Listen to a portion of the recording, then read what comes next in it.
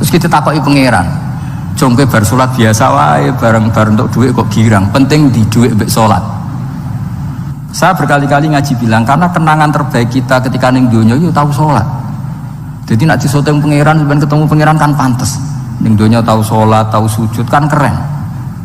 Dan itu dilakukan dengan keasikan yang luar biasa. Karena terus isin, aku jagungan mbek kanca sak jame betah, jagungan mbek apa 8 menit entuk 20 rakaat itu isin lah.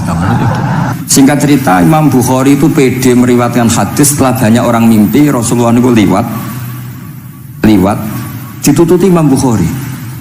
Iku fawwah ma akhta aqdama qudamai Rasulullah sallallahu alaihi wasallam. Terus delamaan yang pernah diinjek Rasulullah niku mau tiak qodami Rasulillah sing nanti diinjek qodami napa Rasulillah itu Imam Bukhari persis di situ. Akhirnya ulama tahu itu maknanya betapa persisnya beliau ketika meriwayatkan hadisnya Rasulullah sallallahu alaihi wasallam. Ada lagi orang mimpi niki teng kitab Fathul Bari. Imam Bukhari itu betul khirbah itu semacam peso kecil yazubu anhu itu kalau ada orang melukai Nabi dia yang bela-belain supaya orang itu tidak bisa melukai Nabi. Dan itu ditakwil oleh ulama bahwa beliau yang nanti akan mensortir al-ahadis al-mawdu'ah dibuang semua, nggak boleh dinisbatkan kepada Rasulullah sallallahu alaihi wasallam. Jadi kemana itu jasa-jasa pun Imam Bukhari. Terus ketika beliau mau kapundhut, terus Imam Bukhari ketika mau kapundhut itu tertib sekali. Saya banyak membuktikan baik secara bacaan maupun nyata orang-orang soleh itu kalau mau kapundhut itu tertib. Mulane sampai nak kabudut aja selonang-selonong. Nak mati ku sing tertib. Sing rapi lah, tertata. Kula cerita sedikit. Bapak kula niku selawasine tiap tahun milih kula teng Jogja. Niku mboten pernah memamitkan saya sama ketua tempat kerja kula. Niku bapak tindak teng kene kula Jumadil Ula niku. Sak tak pamitno mbek kancamu, guru-gurumu, kanca-kanca kowe mulai ngenteni aku. Terus bapak Recep kabundut. Bangun juga gitu, saya menyaksikan sendiri mau kabundut itu uang dititipkan ke Subab iki aku nak balik no nak aku ora balik wis bagi dulur-dulurmu. Beliau di pesawat ngendikan ning Gus Yasin tenan lho sin aku tahlili. Ternyata di Mekah kabundut itu contoh-contoh kabundut yang tertib, beretika dan berperadaban. Nah Imam Ghazali luwih parah malih, parah kramate mboten parah masalahnya. Mbok potong gede geger. Niku badhe kapundhut itu tuku kafan piyambak. Tuku kafan. Terus kanca-kanca sing perjalanan 3 hari karena dulu enggak ada pesawat. Ora ono WA. Niku diundang. Tolong direngkas ning nggonku ya.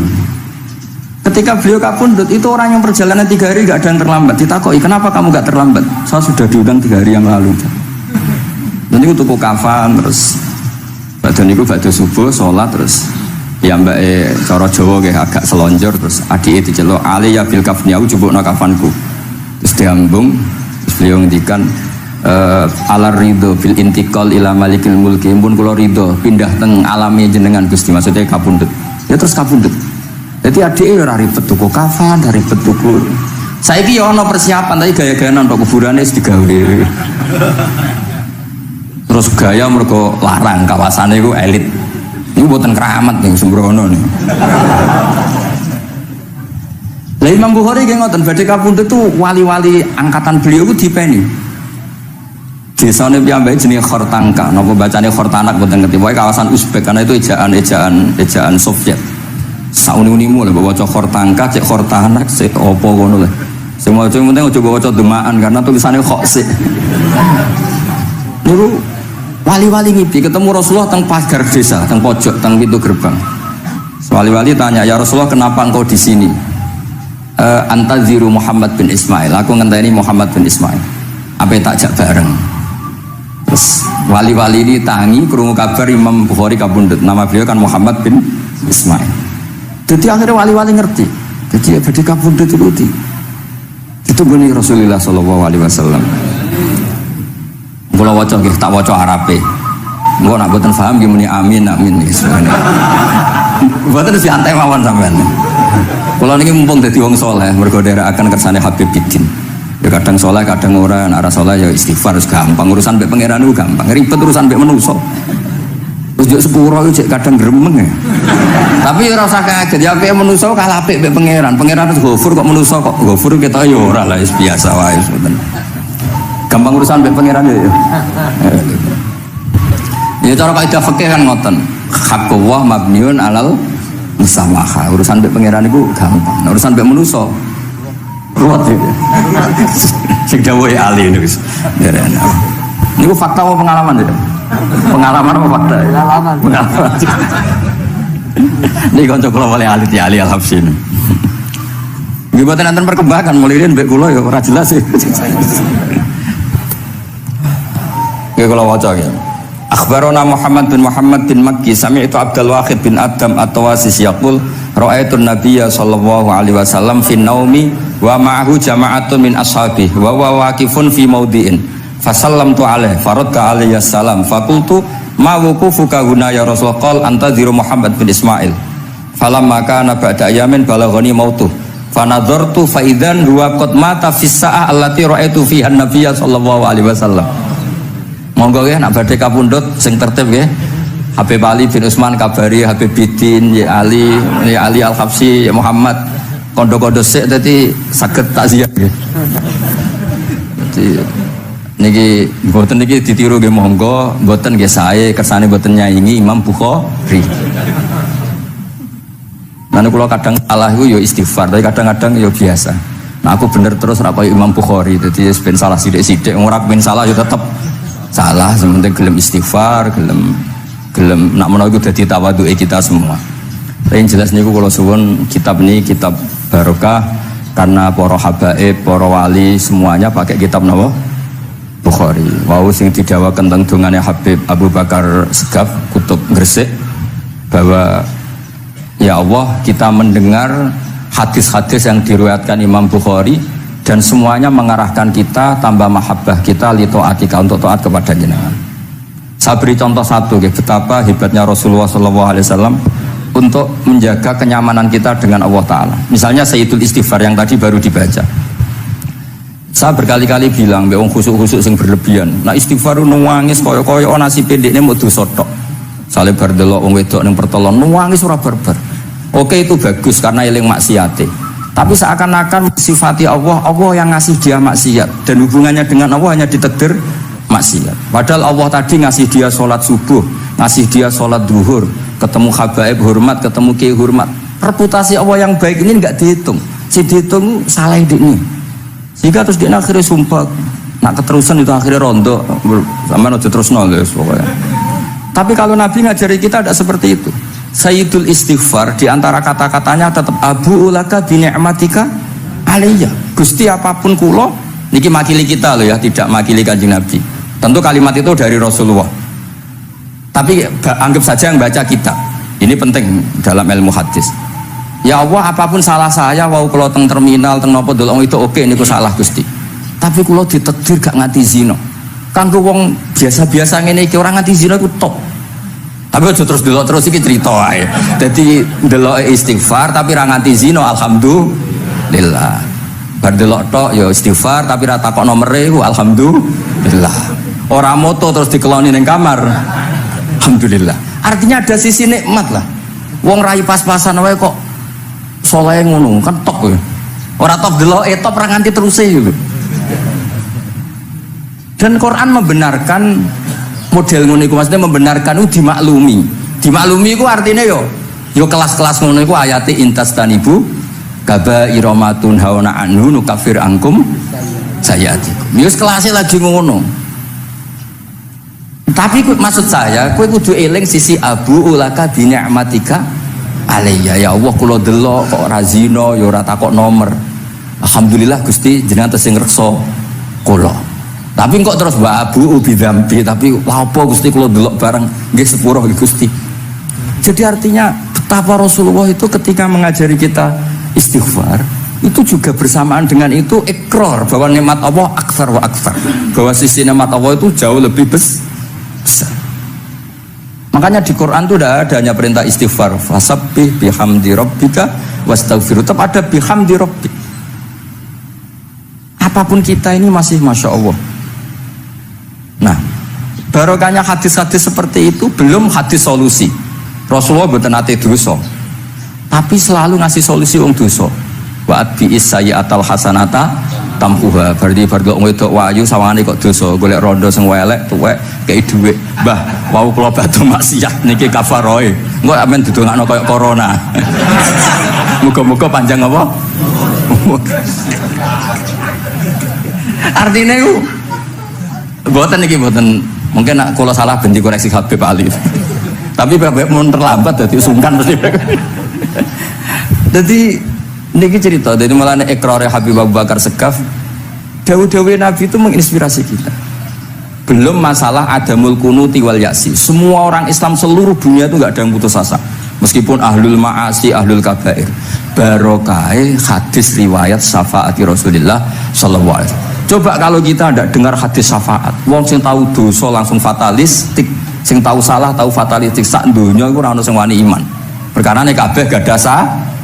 Tapi barokai syafaati Rasulullah sing diriwayatkan al-kutubus sittah, sing diriwayatkan kitab-kitab sing muktabar. Akhirnya wong wani iman. Senajan to salah wani iman. Engko arep-arep syafaat Rasulullah sallallahu alaihi wasallam. Terus sing ra maca Bukhari soal tiap pidato sholawat salam kunjuk kanjeng Nabi Muhammad sallallahu alaihi wasallam. Engkang kita tenggo syafaate teng dina sing diarep-arep hubungane mbek Nabi dhewe jarang maca sholawat, sing penting nenggo syafaat. Wis ngono lah, sing penting ku ndadekno iman diwujudis syafaat. Wah niku terakhirin tentang Isra Mi'raj. Ngono kata-kata mungkin Gus Sapang nyanyine mari sediluk mungkin. Nah, niki kitab Fathul Bari tentang Mi'raj niki kan tesih Isra Mi'raj. Dados nabi ku ya manusa ya kadang-kadang ku ya rontok cara boleh dibahasakan ku rontok ra ikhlas. Dibahasano hasud kok kasaran ya ora pati ikhlas. Tapi ora ikhlase nabi niku barokah. Riyen kita tahu pertama wajib sholat ku 50. Nabi Ibrahim di langit ke-6 kila 7. Kalau roh persisnya urutannya, mereka riwayatnya beda-beda, semuni 6 atau semuni 7. Mungkin ya roh dewe, pokoknya nara 6 ya gitu. Coba entah kulo. Akhirnya Nabi Ibrahim jenenge capek. Apa mat diceluk wong pancen bae. Jika sholat 50 rakaat. Mendel Nabi Ibrahim, ora biasa bantah. Bareng tok Nabi Musa bantah. Apa mat 50?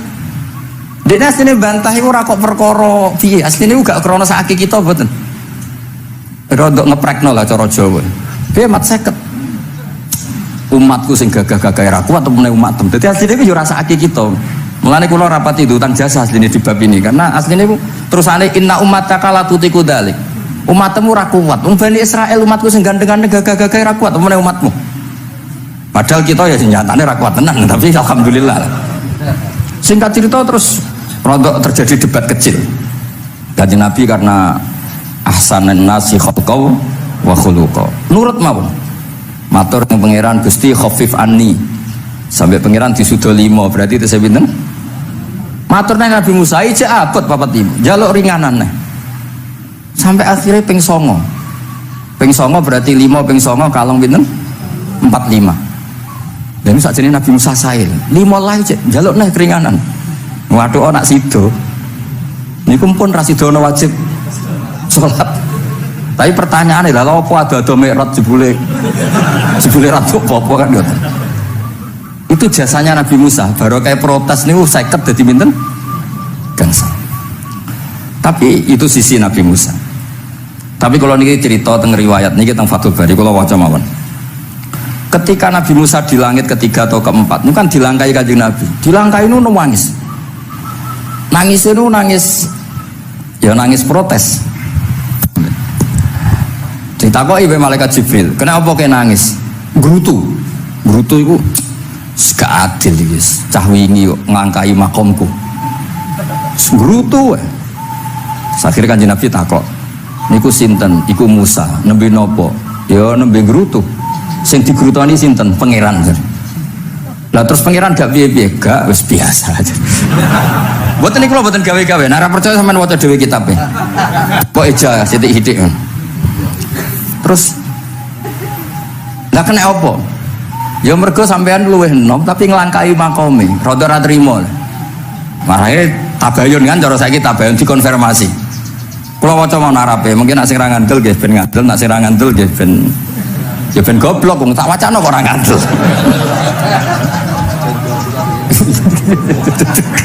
Dari Ali. Kalau maca mau narabe, niki top tenan nih, wis romerot tenan nih. Teng kitab kula halaman 613 juz itu. Jadi sampean sakit ngecek malih. Misalnya gitu halaman nggih. Apa ya? Bab ya, babnya ya di bab. Bismillahirrahmanirrahim. Niki jelas sampean jarang maca iki. Apa ora tahu ya? Jarang ora tahu parade. Para gak nate. Niki kanca kula mulai alit niki teng sarang. Jadi kula niku de kanca Habib Zain niku kanca-kanca mulai alit. Alhamdulillah nganti tuwa ora ono perkembangan ya tetep kanca maksudnya. Ya sudah dadi kiai, nak masalah materi do tambah sugih ya. Umat ya tambah akeh, tapi hubungan akrabe tetep sepo wancet. Ngger ketemu wis pikirane ngopi, rokok. Nah, kula sono perkembangan ya gak rokok ya termasuk. Tapi kalau cara fatwane Mbak Nafek salah. Rokok cara kowe apa, Hak? Misalnya ke darani haram, kowe sing salah. Ning dinggon barang haram diobong. Aduh, kelarang. Mboten nate menang. Iki seksine niki. Nah, kula debat mbek Mbak Nafek. Lah iya rokok itu haram, mulane diobong. Kowe nek rokok sitok terus mbok yakini haram, rak berarti jek ono terus barang haram. Tapi nek tak rokok kan tak ilangi. Berarti aku ngilangi haram. Bombar atau menang bajenengan. Ya, mana apa. Aku lo skala tuh nurut mawon. Ini alhamdulillah niki majelis kulo seneng sangat ditunggoni para habaib saged akan kersane Habibiddin. Kulo ge ora ngrasa paling bener wong dikongkon mawon. Tapi kelirune insyaallah ora nganti 1%, 0,0 sekian persen pantes-pantes sih. Ya kudu ya kudu ngono. Kula mawas nggih. Bismillahirrahmanirrahim. Ketika Nabi Musa ya kesalib Nabi Muhammad sallallahu alaihi wasallam niku nangis. Terus lam azunna ahadan yurfa'u alayya. Saya itu tidak pernah mengira ada orang diangkat meninggi saya. Gak terima. Terus mergo napa? Yasumu banu Israil anni akramu 'ala Allah. Umatku kadung yakin nak saya ini yang terbaik kok dilangkai wong ku piye. Kaya kula misale sedarani wong alim alamah terus jebule keliru kalah mbek Amang kan yo isin. Dari burung Amang putune Nabi mboten isin kula nak kalah mboten isin. Ya mboten yakin mboten isin. Apa isin kalah ya ora apa-apa. Tapi ini kan jaga imet kan. Misalnya kula tengkeling terus Ali terus wono di konco ya Bidin ini cerita lucu tenan ini kisah nyata. Jenenge Kiai Izzuddin Buntet itu top-top kiai di era itu. Beliau santri ini tiang Cirebon asli Jakarta. Jenenge Budi. Ini konco ini tak sebut jenenge wong cerita lucu. Dia itu bangga dengan kiainya karena orang Jakarta. Ini mergo angger kiai mbek Kiai Izzuddin ku nyucuk. Bangga deh mergo kiyaine ra ono sing ngalahno. Kabeh kiai sak kawasan kono iku nyucuk. Suatu saat ana pengajian ngaturi Mbah Mun ya Mbah Maimun Zubair. Kiai Izzuddin nanti mondok sarang. Bareng wonten Mbah Mun Kiai Izzuddin nyucuk. Niku bocah niku teng tingkat 2. Aduh Kiai ku keok. Enggak terima.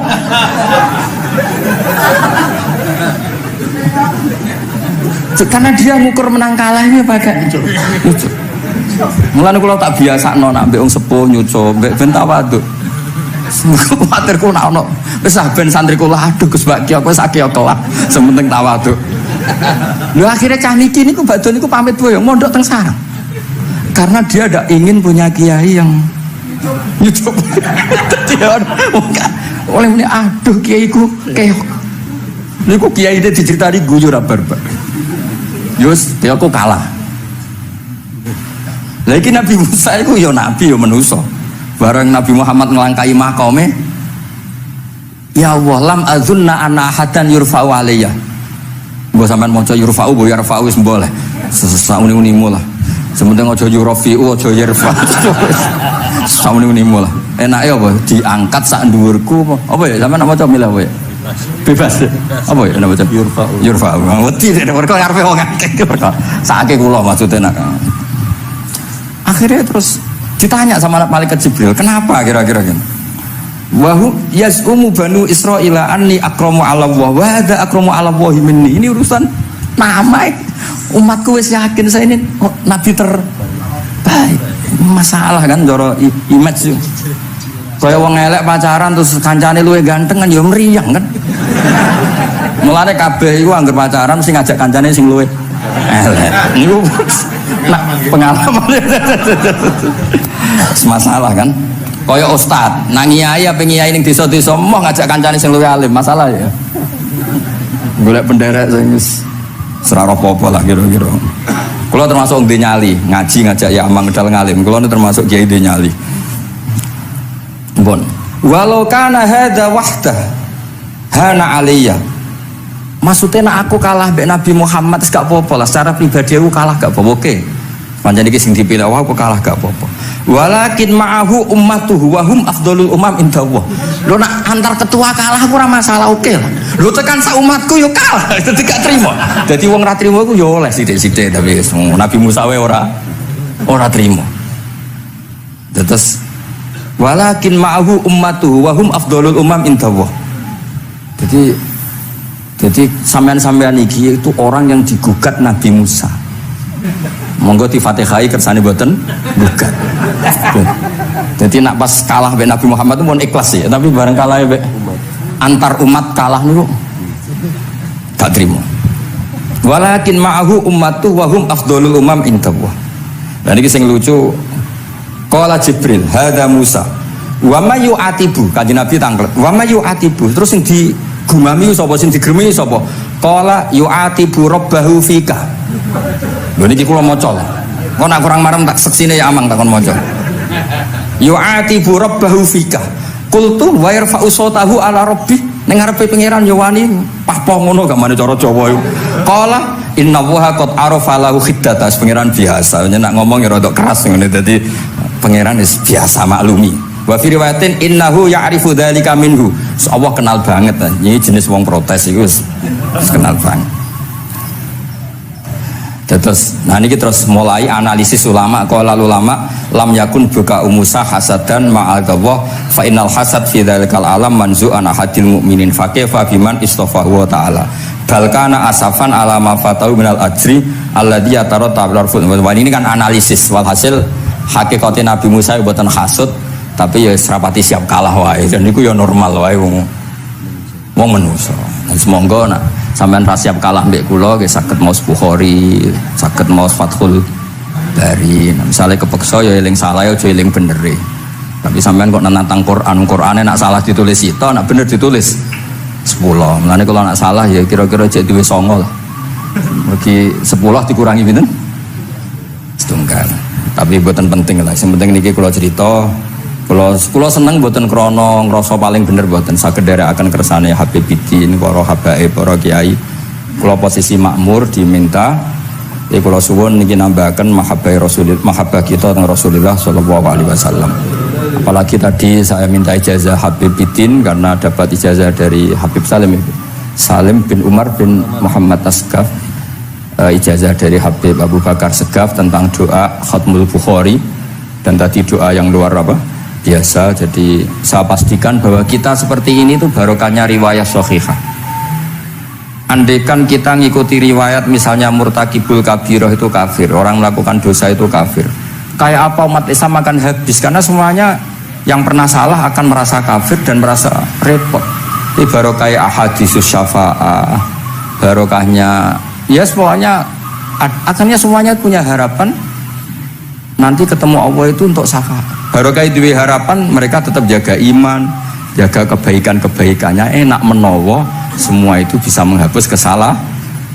Jadi agama ini selalu datang bawa solusi. Oke, semua manusia kulubani adam khotoun, semua potensi salah. Al-insan makhluk khoto apa? Tapi Nabi ngasih solusinya. Wa'at bi isayyatal hasanata tamhuha. Atau kalau di Quran innal hasanat yuzhibnas sayyi'at. Dan ini membantu kita, menguatkan kita. Bahkan ada beberapa riwayat yang mangqala lewat dakhalal jannah, terus macam-macam lah, wa in zana wa in sarqa macam. Bukan pernah kita tidak pernah mensyariatkan hal-hal yang buruk, pasti tidak pernah. Tapi jangan pula yang pernah buruk kemudian ditutup pintu tobatnya, tidak seperti itu agama. Pintu tobat tetap maftuh sampai matahari terbit dari barat. Terus niki kula maos teng kitab kula niki kersane niki seksine ben loro niki ya amang takkan maca mulya ungu ben ben barokah. lagi mulai yas'umu bani Israil.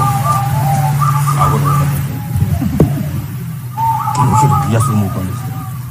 Benar. Bismillahirrahmanirrahim. Qala Musa yaz'umu banu Israila anni akramu 'ala Allah wa hadha akramu 'ala Allah minni. Zada al-Umawi fi riwayatihi walau kana hadha wahdahu hana 'alayya walakin ma'ahu ummatuhu wa hum afdalul umami 'inda Allah wa fi riwayati Abi Ubaidah. Nah, terus ini Faqala Jibril hadha Musa qultu wa man yu'atibu qala yu'atibu rabbahu fika qultu wa yarfa'u sawtahu 'ala rabbih qala inna Allah قال إن الله قد عرف له حدته وفي حديث ابن مسعود عند الحارث وأبي يعلى والبزار وسمعت صوتا وتذمرا فسألت جبريل فقال هذا موسى قلت على من تذمره قال على ربه قلت على ربه قال إنه يعرف ذلك منه Ini yang terakhir barokahnya kitab Bukhari juga kita maklumi ya, meskipun sifatnya hanya maklumi. Kalau ada orang satpam, macak satpam sholat, petugas SPBU ketika dengan seragam SPBU gini apa? Sholat. Meskipun kita yakin berpakaian ahsanil ahwal, kados jubah, amamah itu sunat, kita yakin seyakin-yakinnya. Tapi barokahnya Imam Bukhari, kemudian kita tahu bahwa komunitas kita, pantasnya penjaga SPBU macak biye, penjaga Nopo Indomaret itu macak piye, satpam pantasnya macak piye. Terus ketika kalau sholat itu piye? Ini saya beri contoh. Bismillahirrahmanirrahim. Ini halaman 75 di bab sholat kitab Bukhari juz 1. Haddatsana Ahmad bin Yunus, haddatsana Asim bin Muhammad, haddatsani Waqid bin Muhammad an Muhammad bin Munkadir qol shalla Jabirun fi izarin qad aqadahu min qibali qafahu wa siyabuhu mawdu'atun alal misjab. Qala lahu qailun tusalli fi izarin wahid qal innama sanatu dzalikal yarani ahmaku misluk wa aina ma kana lahu saubani ala ahdi Rasulillah sallallahu alaihi wasallam. Jadi Jabir itu salat sarungan tok, ora klambenan, ora nganggo kethu, ora nganggo popo, kak sarungan tok ditalekno gurune. Lah era tabiin wis salate wis resmi-resmi. Lho jenengan sahabat kok salat ngoten. Ben wong koyo kowe roh, nak salat ngene iki wis sah. Nah barokahnya itu kita ngerti auratul rajul itu kayak apa? Andai kan tidak ada peristiwa itu, maka pakaian yang dipakai Nabi dan sahabat dikira syarat sahnya sholat, sehingga semuanya harus seragam seperti itu. Tapi barokahnya pernah ada sholat seperti itu, kita tahu mana auratul rajul yang harus ditutup ketika sholat. Itu ya barokahnya riwayatnya Imam Bukhari. Terus beliau meriwayatkan qalat Ummu Hani iltahafan Nabi sallallahu alaihi wasallam bisaubin wa khalafa baina tarafaihi ala atikaihi. Terus ini ada riwayat lagi an Umar bin Abi Salamah annahu an-nabiyya yusalli fi thawbin wahid fi baiti Ummi Salamah qad alqa tarafaihi ala atikaihi. Oke, jadi kita sepakat sholat yang baik pakai ahsanis siyab, pakai formal, tapi tetap ada standar siapapun boleh sholat dengan pakaian yang asal nutupi aurat. Barokahnya ada riwayat seperti itu. Lagi-lagi riwayat ini berkah sekali. Makanya kalau matur nuwun sangat dan sangat hormat adat-adat para habaib yang selalu khataman Bukhari, adat-adat kita yang selalu baca kitab-kitab madaih, kitab-kitab semuanya kita harus syukur, semuanya itu mengawal mazhab ahli sunnah wal jamaah. Dan saya baca seperti ini, kenapa saya bawa kitabnya, biar yang punya kitab bisa nyari di kitab masing-masing. Semoga hanya beda halaman, bukan saya punya Bukhari sampean punya kitab yang enggak Bukhari. Maksudnya tuh dua ini buku ini ngomong. Jadi jelas gitu. Terus adnal ahwal, misalnya pakaian minimal seperti itu penting. Supaya akhirnya ada orang satpam sholat pakai pakaian satpam ya tidak janggal, ada yang pegawai SPBU sholat gitu tidak janggal, karena sahabat Jabir ini pernah menunjukkan di depan umum sholat seperti itu supaya menunjukkan kadar aurat mana yang harus ditu. Andai kan tidak pernah ada peristiwa Jabir dan Rasulullah selalu sholat ala ahsanil ahwal, sahabat misalnya ala ahsanil ahwal, pasti seperti itu dikira syarat sah, dan itu akhirnya umat masa pakai SPBU macak ngono, satpam macak ngono, barang kiai teko sing kiai sing ndi wong macake padha kan ya ribet. Jadi KBU berdasar nopo ilmu. Quran itu turun itu kan mustameknya, pendengarnya itu zaman itu kan orang kafir semua. Makanya pertanyaannya itu untuk jadi ahli tafsir itu syaratnya ada enggak? Ya syaratnya ada, harus paham itu. Lalu syaratnya paham itu apa? Untuk Quran itu syaratnya satu, ya dapat hidayat itu. Karena kalau kita pakai standar apapun itu tidak bisa. Karena banyak orang kafir dulu karena punya pengetahuan yang baik tentang uslubul kalamil Arab, itu Quran turun itu memahami dan faham. Ini termasuk yang diceritakan Shahibus Shahih, yaitu Imam Bukhari. Imam Bukhari itu cerita ada orang namanya Jubair bin Mut'im, itu kafir. Saya ulang lagi ya, Jubair bin Mut'im itu kafir. Dia datang ke Madinah untuk negosiasi Asra Badrin, tawanan perang Badar. Delalah pas itu Rasulullah SAW memimpin sholat maghrib, baca surat Wattur wa kitabim mastur fi raqim mansur. Si Jubair ini mendengarkan itu kok enak. Nah dia mulai argumentasi kekafirannya terganggu, logika kekafirannya terganggu. Itu ketika Allah mulai mempertanyakan am khuliqu min ghairi syai'in. Kalau kalian merasa Tuhan, mbok kamu itu merasa hidup tanpa pencipta. Ya sudah, kalau kalian merasa Tuhan sebagai subjek, sebagai aktor sejarah, kalian harus khuliqu min ghairi syai'in. Manusia itu diciptakan tanpa pencipta. Atau amhumul khaliqun, atau kalian memang pencipta. Lalu kalau kalian pencipta, pertanyaannya Allah, am khalaqus samawati wal ard, apa kalian semua atau mereka yang kafir itu pencipta langit dan bumi? Terus bala yuqinun, pasti mereka tidak pernah berpikir sebagai pencipta langit dan bumi. Walhasil ketika surat itu selesai dibaca, Jubair bin Mut'im langsung menemui Rasulullah SAW. Terus dia masuk Islam. Ya, terus dia masuk apa? Islam.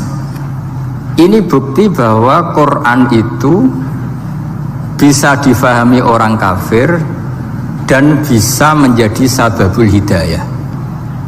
Sebab itu saya pastikan jika Quran itu dikaji orang non-muslim dengan niat belajar, itu harus diberi hak. Wa in ahadum minal musyrikin astajaroka fa'ajirhu hatta yasma'a kalam Allah summa ablihu ma'manah. Jika ada orang kafir minta akad aman supaya dia bisa belajar Quran, harus diberi hak. Karena awal-awal Quran itu saking fasohahnya, saking jameknya, saking jelasnya, bahkan aslama Umar mergo bistimaihi atau bisamaihi ayat Al-Quran. Wa kadzalika aslama Jubair bin Mut'im juga ketika mendengar ayat Quran. Pertanyaannya kan, dia ketika mendengar itu muslim apa masih kafir? Masih apa? Kafir. Dan aslama setelah mendengarkan ayat apa? Quran. Ini nanti saya terangkan secara logika mukjizatnya. Terus ini sekaligus pamit kalian pengurus Menoro, juga utamanya Pak Najib, ya Haji Najib. Saya akan suasananya ngaji seperti ini, dan insya Allah selalu pakai Bukhari di bab Fadhailul Quran atau Mukjizatul Quran. Nanti setelah niki do ngopi mulai uteke itu merap. Ning Jawa itu ribet, niki cara disiplin ngaji wis kriminal. Kok ono kopi ono ngaji, mesti wong eling kopi sih. Sajane cara disiplin ngaji kriminal. Tapi wong niki boten disiplin dadi nggih pun. Kula waca nggih. Bismillahirrahmanirrahim. Ini cerita Islamnya Jubair bin Mut'im. Ya, di Bukhari saya juz 3 halaman 193, kalau di Fathul Bari juz 9 halaman 583. Ini nanti ngaji sampai jam 3. Nanti jadi kalau jam 3 top. Kok yang kita sampean seneng nanti jam 3. Nah, kita ora paham nggih seperempat jam. Nggih, haddatsana al-Humaydi, haddatsana Sufyan, qala nggih qala haddatsuni 'ani Zuhri an Muhammad bin Jubair bin Mut'im an abihi Qal sami'tun nabiyya sallallahu alaihi wasallam yaqra'u fil maghrib bitur. Falamma balagha hadhil ayat am khuliqu min ghairi syai'in am humul khaliqun. Terus am khalaqus samawati wal ard bal la yuqinun am indahum khazainu rabbika am humul musaytirun. Kada qalbi ayatiron. Kada meh-meh apa qalbi ati ingsun iku ayatira yang to terbang apa qalbi. Hampir hatiku itu hilang, nyaliku sebagai orang kafir itu hilang karena argumentasi saya kalah. Kalah itu ya kalah. Jadi karena Allah itu sangat rasional. Saya berkali-kali kalau ngaji bilang Allah itu zat paling fair, paling kalau boleh dibahasakan tuh ngajak kita sangat-sangat rasional. Saya berkali-kali ngaji bilang untuk menafikan Tuhan selain Allah itu Allah cara nantang itu sederhana sekali. Qul ara'aytum ma tad'una min dunillah aruni madza khalaqu minal ardi am lahum syirkun fis samawat. Kalau kalian punya Tuhan selain saya, kata Allah tidak apa-apa. Asal yang kamu tuhankan itu punya reputasi lah. Ketika aku bangun langit itu ya urun-urun tau apa. Melok gawe langit ora, urun semen ora, kok melok jadi pangeran piye. Jadi aruni. Yang kamu pertuhankan Fir'aun Namrud ketika aku bikin bumi itu di mana? Kan tidak ikut. Tahu-tahu lahir di bumi, tahu-tahu sebagai Tuhan. Ini apa-apaan itu. Jadi aruni madza khalaqu minal ardi am lahum syirkun fis samawat.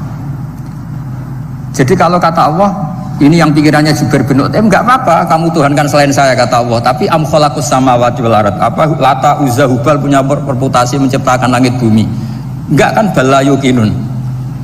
Lalu Namrud, Fir'aun dan sebagainya am khuliqu min ghairi syai'in. Apa mereka itu lahir sendiri tanpa pencipta? Enggak juga kan? Nah, logika-logika itulah yang menjadikan Jubair bin Mut'im, Sayyidina Umar, Khalid bin Walid banyak yang menjadi masuk apa? Islam. Tapi logika yang dibangun Quran ini kita sudah mulai lupa. Karena tadi surat iki kasiate ngene, sakake Quran. Waqiah mari duwe, raat nyepet wong mati kan sudah kasiate itu sudah. Jadi bayan arah mati-mati diwacana surat napa? Raat. Dia lupa secara fikih itu hukumnya gimana itu? Apa qatil enggak? Ada orang mau mati tidak mati-mati, kamu bacakan raat langsung mati. Ini pembacanya ini qatil apa enggak? Ini harus dibahsul masail di Masjid Menara. Karena sebelum dibacakan raat itu enggak mati-mati, setelah dibacakan mati. Ini kategorinya itu qatlun amdul khata apa khata sibul khata apa. Jadi Quran itu menjadi hilang mukjizatnya kalau kita terus ngomong kasiat ya. Waqiah terus mari di duwe. Raat nyepet nawang napa? Mati. Terus surat Baqarah itu mari tolak napa? Apa terkenalin? Tolak santet ya? Ya sebetulnya enggak apa-apa tapi yo sakake Qur'ane lah, jangan ya tetap fungsi dasar Quran ya dabaru napa? Ayat. Mungkin kalau terangkan. Di sini kada qalbi ayatira. Kula waos ya tengene Fathul Bari. Ka'annahu inzi'ajun inda sama'i hadil ayat atau inda sima'i hadil ayat. Kalau maca dua kali karena kalau sampean di guru sing macane simak. Guruku maca simak Gus Bak sama tak waca ping pindho inda sama'i hadil ayat untuk inda sima'i hadil ayat. Li fahmihi ma'naha wa ma'rifatihi bima tantum manathu. Fa fahima al hujjata fastadrakaha bilati fi tab'i. Wa dzalika min qawlihi am khuliqu min ghairi syai'in. Terus sampai am khuliqu al makna am khuliqu min ghairi khaliqin wa dzalika la yajuzu. Terus li anna ma la wujuda lahu kaifa yakhluq wa idza batalal wajhani qamatil hujjatu alaihim bi anna lahum khaliqan.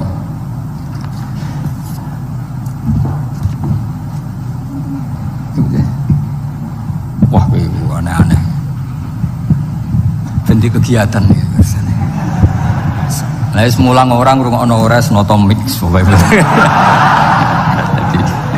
Jadi Islam itu orang harus punya amil sholihat. Jadi nak gak mulang yang ngrungokno, nak orang nggih noto napa? Islam itu gampang.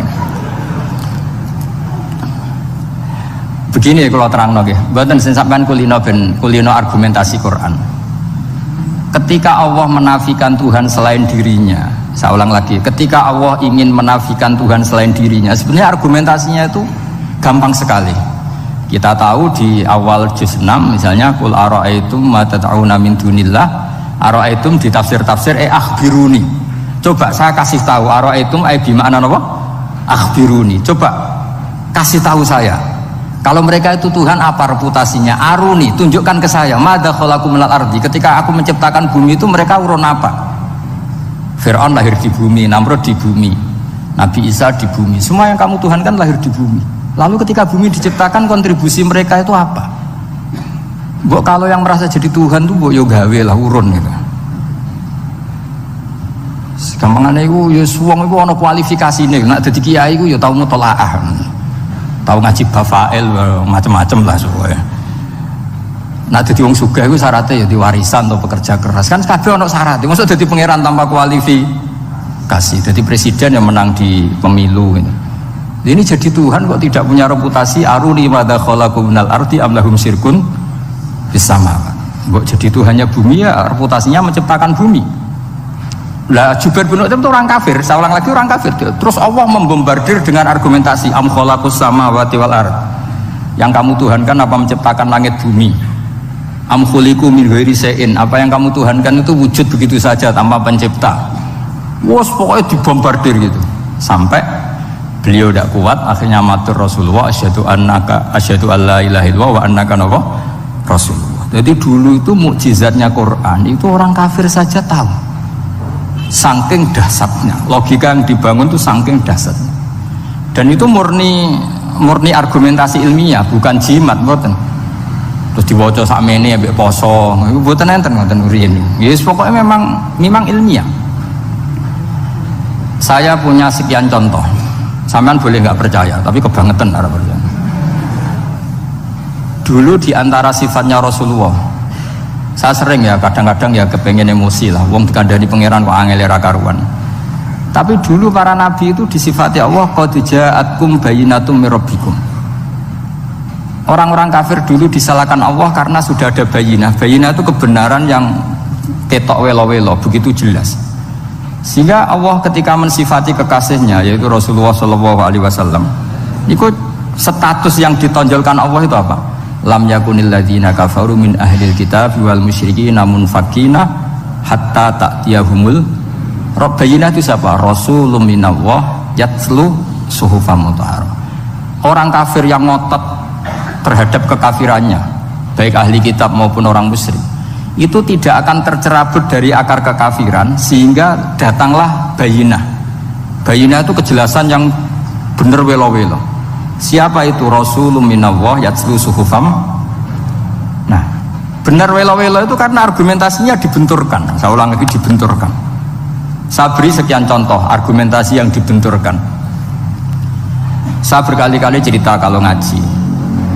Lama sekali, ya saya ulang lagi, lama sekali cara berpikir orang kafir, entah kafir Cina, entah kafir Quraisy itu sama. Di mana-mana Tuhan itu penyelesai problem. Pikiran mereka, kalau problem itu banyak ya Tuhannya harus banyak. Makanya ada dewa petir, dewa dewi keberuntungan, macam-macam. Di orang kafir jahiliyah juga sama. Ini Tuhan spesialis hujan, ini Tuhan apa, sesuai fungsinya. Sehingga ketika Rasulullah itu datang membawa konsep satu Tuhan, mereka protes. Disebut aja'alal alihata ilahaw wahida inna hadza la syai'un ujab. Masa Tuhan satu, padahal problem kita ini banyak. Inna hadza la syai'un ujab, ini aneh. Tapi Nabi secara telaten adu argumentasi. Kalau kamu sebagai pembantu, sebagai budak, lalu majikan Anda banyak, semuanya punya perintah yang beda-beda. Kamu suka apa enggak? Ya tidak suka Muhammad. Enak mana majikan banyak sama majikan satu? Ya enak satu. Tuhan kamu itu majikan kamu. Kalau Tuhan kamu majikan kamu, kalau Tuhannya banyak, perintahnya beda-beda, habis kamu. Ya sudah, amat Tuhannya satu saja. Itu namanya bayinah. Bayinah itu argumentasi yang enggak terbantahkan. Nah, itu yang disebut hatta ta'tiyahumul. Itu disebut daraballahu mathalar rajulan fihi syuraka mutasyakisuna wa rajulan salamal lirajul hal yastawiyani masalah alhamdulillah. Jadi ketika mereka dijak argumentasi, oke mat, kalau majikan banyak tuh enak majikan satu. Wa rabbukum sayyidukum, Tuhan kamu itu majikan kamu, maka enak satu. Oke Muhammad, kita terima konsep itu. Alhamdulillah akhirnya mereka Islam. Nah sekarang enggak, berjuang ngamuk ya. Sejak logika itu rapati gelem. Nah, begitu juga tentang syirik. Saya berkali-kali kalau ngaji cerita, saya sebagai manusia mungkin atas nama hati saya sering tidak ikhlas, tapi atas nama ilmu itu saya ikhlas terus. Nggak pernah ada ikhlas atas nama ilmu ya. Saya beri contoh, sampai aku pengen ikhlas permanen, meskipun aku potonganmu ya ikhlas, tapi ini kan latihan, jenenge latihan. Nah ini saya beri contoh, nanti setelah pulang ngaji ini pasti ikhlas secara ilmu paling enggak. Ya saya ulang lagi secara hati itu segera roh, hati banyak kepentingan lah jenenge hati. Lama sekali kita ikhlas mengatakan ini putih, ya kan? Kertas ini putih apa hitam? Putih. Kamu ikhlas gak? Ikhlas kan? Gak ada yang bayar kan? Kamu mengatakan putih kan gak tak bayar. Terus peci saya ini orang pasti sepakat ini hitam. Dan lama sekali orang mengatakan ini hitam tanpa ada yang gaji. Nah kenapa kita ikhlas? Karena memang faktanya ini putih, sehingga kita katakan putih. Peci hitam faktanya juga hitam, sehingga kita katakan. Pertanyaannya, kenapa ketika Allah kamu katakan Tuhan, kamu udah ikhlas? Padahal kamu mengatakan ini putih-putih, gak ada yang gaji juga mau. Alasannya apa? Karena ini fakta. Gitu. Sekarang Allah Tuhan itu fakta apa enggak? Fakta. Loh kenapa untuk mengatakan Allah Tuhan kamu nunggu opah? Lho iku ngawur tau ora cara ilmu. Mboten ngawur mboten. Ngawur kan? Harusnya kalau mengatakan fakta itu yang ikhlas. Putih kita katakan putih, hitam kita katakan hitam, meskipun nggak ada yang bayar. Nah itu ilmu. Maka kalau kita dengan ilmu nyembah Allah mesti ikhlas. Ya Allah memang kau Tuhan ya tak sembah. Atas nama ilmu loh, saya ulang lagi, atas nama. Tapi kalau atas nama hati, Gusti nggih nyembah nggih nyembah lah Gusti nyuwun opah lah kula niku kan.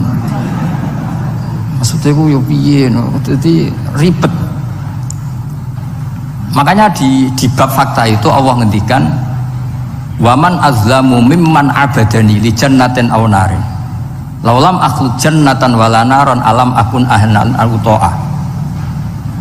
Siapa yang lebih zalim ketimbang orang yang menyembah saya yang karena takut surga atau ingin masuk surga atau takut neraka. Andai kan saya sebagai Tuhan tidak menciptakan surga atau neraka, apa terus saya tidak dituhankan? Umpama pangeran ragai swarga neraka itu tetap pangeran toh? Tetap pangeran kan? Jadi ilmu itu beda dengan rasa. Ilmu itu pasti objektif. Nah, dulu saya ulang lagi, orang kafir itu dijak begitu itu mau. Sehingga ketika mereka Islam hari pertama saat itu juga langsung ikhlas karena logikanya permanen. Saya beri contoh. Orang kafir itu kan pernah nganggap fungsi Lata, Uzza, Hubal, Manat itu setingkat sama Allah. Padahal mereka oleh mereka dianggap syarik, dianggap setara, dianggap mitra, dianggap sederajat dengan Allah. Sehingga mereka diceritakan Allah balhum qaumu ya'dilun, mereka komunitas kaum yang menyamakan selain Allah dengan Allah. Padahal gak mungkin kan, selain Allah setara dengan Allah kan gak mungkin. Wiku dulu lan nerangno kangelane sak pole. Cara gurune kuwi. Iki gurune Kanjeng Nabi Muhammad sallallahu alaihi wasallam. Iku nerangkan sekali itu orang kafir paham semua dan semuanya masuk Islam. Itu hebatnya bayinah hatta ta'tiyahumul bayin. Nabi cara nerangkan diajari Allah begini. Misalnya saya kerja keras, kemudian beli Innova. Ya, atau adol warisan beli Innova. Kemungkinannya kan kerja keras atau warisan. Utawa ngerayu mertua kelar tuku Innova. Kemungkinan itu sing rodok dake itu jalur pintas ngerayu mertua. Lewat bojone maksudnya. Semacam-macam lah. Apapun itu ciri khas pemilik itu nggak ingin orang lain itu setara dengan dia. Kue kerja keras nabung puluhan tahun beli Innova, kemudian teman kamu udah ikut beli, cara menguasai Innova itu sama dengan kamu. Nak nyiler atau pamit atau bensin ini, enak ide. Kue mangkal gak kira-kira? Kamu punya rumah, sono wong mlebu sonang-sonong kayak pemilik, kamu mangkal gak? Mangkal. Nah, Allah cara membuat tamsil itu ya begitu. Hakum fa'antum fihi sawa takhafunahum ka khifatikum anfusakum. Ada orang lain yang cara memilikinya sama dengan kamu. Mau nggak kamu seperti itu? Ya tidak mau Muhammad, ini milik saya kok ada orang lain yang merasa setara dengan saya, tidak mau saya. Kalau orang lain mau pinjam ya harus ngemis-ngemis lah, harus dodok-dodok. Ya seperti itu Allah itu bumi itu yang menciptakan Allah sendiri. Kemudian kamu menyertakan orang yang tidak ikut menciptakan setara dengan Allah. Ini apa-apaan? Oke mat, kalau gitu Allah la syarikalah. Jadi itu tamsil apa? Saya ulang lagi ya, kalau kamu beli Innova, mau nggak ada orang lain yang cara menguasai Innova itu setara dengan kamu? Mau nggak? Nggak mau kan? Bahkan istri saja nak nganggo kudu pamit. Nah lagi nengan, arah nengan ya oleh. Tapi apapun itu kan tetap saja harus pamit, harus prosedur. Namanya ndak ikut punya. Nah itu kemampuan ini yang mulai hilang di umat Rasulullah. Jadi Nabi itu punya fatona. Fatona itu kecerdasan untuk memberi penjelasan. Disebut orang kafir itu tidak akan infikak, tercerabut dari cara berpikir mereka, munfakin hatta ta'tiyahumul. La bayina itu siapa? Rasulun minallah yatlu suhufam mutahhar. Jadi Nabi itu kalau memberi penjelasan itu gampang sekali. Baik itu penjelasan akidah maupun penjelasan fikih. Dulu di Medina itu abkhosun nasi kailan. Orang Madinah itu orang paling curang kalau dagang dulu sebelum Rasulullah datang. Sehingga misalnya mau beli pelem itu mangga itu, pentil ya dihitung pelem. Jadi busron itu kurma pentil ya dihitung kurma. Misalnya kulaan pari hijau ijo wis dituku, padahal urung jelas jadi padi. Dan nanti kalau kena badai angin ya sudah, apa itu uang itu nggak kembali. Ketika Rasulullah datang, Nabi mau tanya, "Cung tuku apa?" Tubas pelem. Sekarang satu pohon pelem dituku 2 juta, itu rego pelem taruh rego pentil. Mbak sampean jawab ya?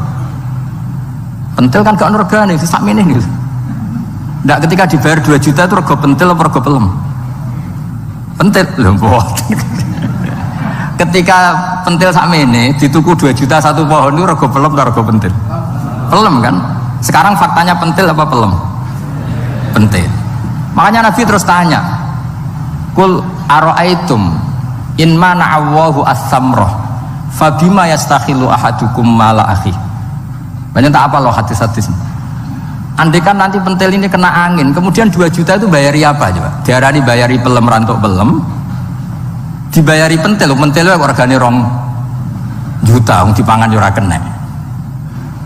Akhirnya orang Medina sadar betapa buruknya sistem perdagangan mereka. Wong pentil kok diregani 2 juta. Semenjak itu ada fikih boleh jual pentil itu ba'da budui sholahiyah, setelah jelas-jelas jadi pelem. Paham ya? Dan Nabi cara nerangkan gampang. Fabima yastakhillu ahadukum mala akhi. Lalu alasan halal itu apa? Kamu mengambil uang 2 juta atas nama apa? Atas nama pelem ya Rasul, di peleme. Atas nama pentil, mosok pentil regane 2 juta. Jadi akhirnya orang Medina sadar semenjak itu tidak jual buah-buahan qobla budui sholahiyah, sebelum kelihatan berstatus napa? Samroh buah. Jadi Nabi itu orang yang kalau menjelaskan itu gampang sekali. Dulu itu Nabi pernah dibully orang Bedui. Nabi pernah ngendikan la adwa wala tiarota wala hamah. Tidak ada penyakit menular. Ya ada orang Bedui itu iseng itu ya iseng. Ada unta gudiken dijejero unta waras. Akhirnya sing waras melok gudiken. Si Bedui ya rada kurang ajar. Rasulullah ditimbali, ya rada kacau ngene. Alhamdulillah gak wong kudus. Ya Rasulullah, katanya engkau tidak ada penyakit menular. Ini onta ini tidak gudiken, tak jejeri yang gudiken ikut gudiken. Terus Nabi banget pinter ya. Dikira Nabi itu kan kalah kan. Nabi jawabannya enak. Faman a'dal awala. Semua rawi membaca al awala. Mongko te sapa ada maringi nular sopoman al awala sing pertama. Ya nak iki jarimu ketularan iki, lagi ketularan sopo. Yang pertama gudiken. Wah itu asli lah ya, maksudku ya sing iki. Jadi Nabi itu gak pernah kalah kalau argumentasi. Nah sekarang banyak umatnya Nabi tambah soleh itu tambah rapat iso mikir biasanya. Makanya Mbah Mun terkenal bikin jargon zada khuzuan zada jalan ini. Karena kemampuan fatona itu juga harus diwaris. Saya beri contoh, ini ngaji hujjah, ini masih ngaji tentang Quran. Biar kamu tahu kualitas Quran itu mukjiz betul. Ini tak bacakan 2 kitab yang permanen itu Bukhari. Saya bawa usul fikih yang dikarang Abu Bakar Al-Baqilani, gurunya Imam Haromen. Jadi mbah gurunya Imam Ghazali. Imam Ghazali ngaji Imam Haromen. Imam Haromen ngaji namanya Syekh Abu Bakar Al-Baqilani. Itu orang top, orang terkenal sekali. Itu ngarang kitab namanya I'jazul Quran, itu yang dipakai hampir semua ulama itu. Saya pernah belajar itu pas musim haji. Saking sakralnya kitab itu tak baca berkali-kali pas musim haji, I'jazul Quran. Orang kafir itu kan otaknya sudah error, tapi kandanannya angel. Dan itu kalau kita salah ngelola argumen itu bisa kalah ya. Saya beri contoh ya. Ketika Nabi Musa memaklumatkan sebagai nabi, itu Fir'aun tanya, "Wa ma Rabbul Alamin?" Lalu Tuhan Rabbul Alamin itu siapa? Jawabnya Musa normatif, Rabbus samawati wal ard, yang nuhani langit dan bumi. Fir'aun enak aja, gampang. Ma'alim tulakum min ilahin ghairi. Saya jalan-jalan kemana-mana yang dituhankan di bumi saya, berarti ya saya Tuhan. Soal kemungkinan Tuhan di langit, terus Haman dipanggil. Haman itu arsitekturnya Fir'aun. Ya Haman ibnili sorkhal ali abluhul asbab samawati fa'attali'a ila ilahi Musa. Haman bikinkan piramida yang tinggi supaya saya bisa melihat Fir'aun. Tuhannya siapa? Musa. Wa inni la'adzunuhu kadziba. Diulang beberapa ayat. Ada wa inni la'adzunuhu minal kadzibin, itu ada beberapa ayat malah. Musa kan kaget. Oh ini nak piramida jadi Fir'aun munggah mesti ra roh pangeran. Wong saya aku nabi ora tau roh langsung pemenang santri ta barang ora roh. Ini kan Fir'aun, Musa akhirnya bingung. Iki misalnya munggah tenan mesti ra roh Allah, padahal kata Musa, kata siapa Fir'aun? Ibnili sorkhal ali ablul asbab samawati fa'attali'a ila ilahi Musa. Kemudian saya bisa melihat Tuhannya siapa? Musa. Wah jare Musa, wah prono iki nak munggah tenan tetep ra roh Allah, jare Allah gak ono. Wong Firaun wis kadung geblek. Angger gak roh berarti gak ono. Apa yang dilakukan Nabi Musa? Beralih argumen. Saya ulang lagi, beralih argumen. Ya sudah, definisinya tidak seperti itu. Tuhan definisinya tak rubah. Rabbukum wa rabbu abaikumul awalin. Saya mengerani buyutem. Wah, itu langsung sak majelis separuh itu iman. Wah, ini nak Fir'aun pangeran, buyut-buyutnya rano pangeran. Karena pangerannya datang terlambat. Ini aneh, pangeran dhisik buyute piye? Wong buyute ra pangeran kok putune pangeran. Akhirnya Fir'aun langsung cara Jawa semane wah entek. Nah, makanya kalau Syekh Nawawi ngendikan, kalau debat kok wis muring-muring wis ra ilmiah. Makanya terus Fir'aun la as'alannaka minal masjunin, tak penjara gue. Dia sudah ada ilmiah lagi. Ketika Rabbus samawati wal ardi, Fir'aun masih berusaha ilmiah. Saya kemana-mana dituhankan fil ardi, maksudnya di bumi. Soal kemungkinan di langit, saya nanti bikin bangunan mau lihat Tuhanmu Musa. Tapi ketika dipojokkan dengan Rabbukum wa rabbu abaikumul awalin, yang nuhani nenek moyang kamu, entek Fir'aun. Waduh, aku di bapak di mbahku yura pangeran kok putune pangeran. Berarti mbahku tanpa apa? Pangeran. Wah ribet. Penjara Musa. Jadi emosi dia karena sudah nggak bisa debat. Jadi semua nabi itu ciri khasnya itu punya kemampuan argumentatif. Makanya nabi itu harus fatona, harus punya kecerdasan. Dan itu juga yang dilakukan Quran ketika nafyu uluhiyatil ghairillah, ketika menafikan bahwa selain Allah itu pasti tidak Tuhan. Ya tadi, kalau Allah itu punya pesaing sebagai Tuhan, ya namanya Tuhan, reputasinya ya aruni madza khalaqu minal ardi am lahum syirkun fis samawat. Mungkin kalau orang-orang tajwid hanya nekuni fis samawati itu fis samawati itu kan urusan tajwid ya. Tapi kalau kita yang ahlul makna itu nekuninya kalau merasa Tuhan itu ya punya reputasi. Di antara reputasinya itu ikut menciptakan langit dan bumi. Nah dengan demikian namanya bayinah. Bayinah itu kebenaran yang ketok welo-welo. Sehingga orang kafir itu tidak bisa berbantah-bantahan lagi. Nah, ini disebut lam yakunil ladzina kafaru min ahlil kitab wal musyrikina munfakina hatta ta'tiyahumul bayinah. Bayinah itu siapa? Rasulun minallah yatlu suhufam mutahharah. Makanya orang kafir dulu itu matur nuwun tenan mbek Islam. Mergo qad ja'atkum bayyinatum mir rabbikum. Bayinah itu harus ada. Makanya kita sekarang harus sesering mungkin bikin bayina. Misalnya begini, saya ini kan kiai. Kiai itu kan untuk menunjukkan bahwa yang paling membahagiakan itu sholat. Ya tersiksa kita itu kita kalau tidak sholat, kita tidak sholat. Ono kiai kok tersiksa radi duwe, itu rapati kiai. Mereka berarti orang dadekno sholat itu himmah. Nah caranya gimana? Kita latih. Kita latih, misalnya begini tak, sampean tak latih, nak sampean ora paham berarti ra kiai. Kudu paham, nak paham berarti wis kiai. Suatu saat nanti kita di mahsyar itu kan perilaku kita disuting Allah, direkam, video kamu itu direkam. Pas direkam kayak munis duit untuk duit girang, untuk bojo girang, untuk yang duniawi itu girang. Bareng bar salat biasa-biasa wae. Terus kita takoki pangeran, jongke bar salat biasa wae, bareng untuk duit kok girang. Penting di duit mbek salat. Mau sini-sini wong, misalnya ketemu pangeran ngoten kan di sini-sini wong. Beda dengan Rasulullah.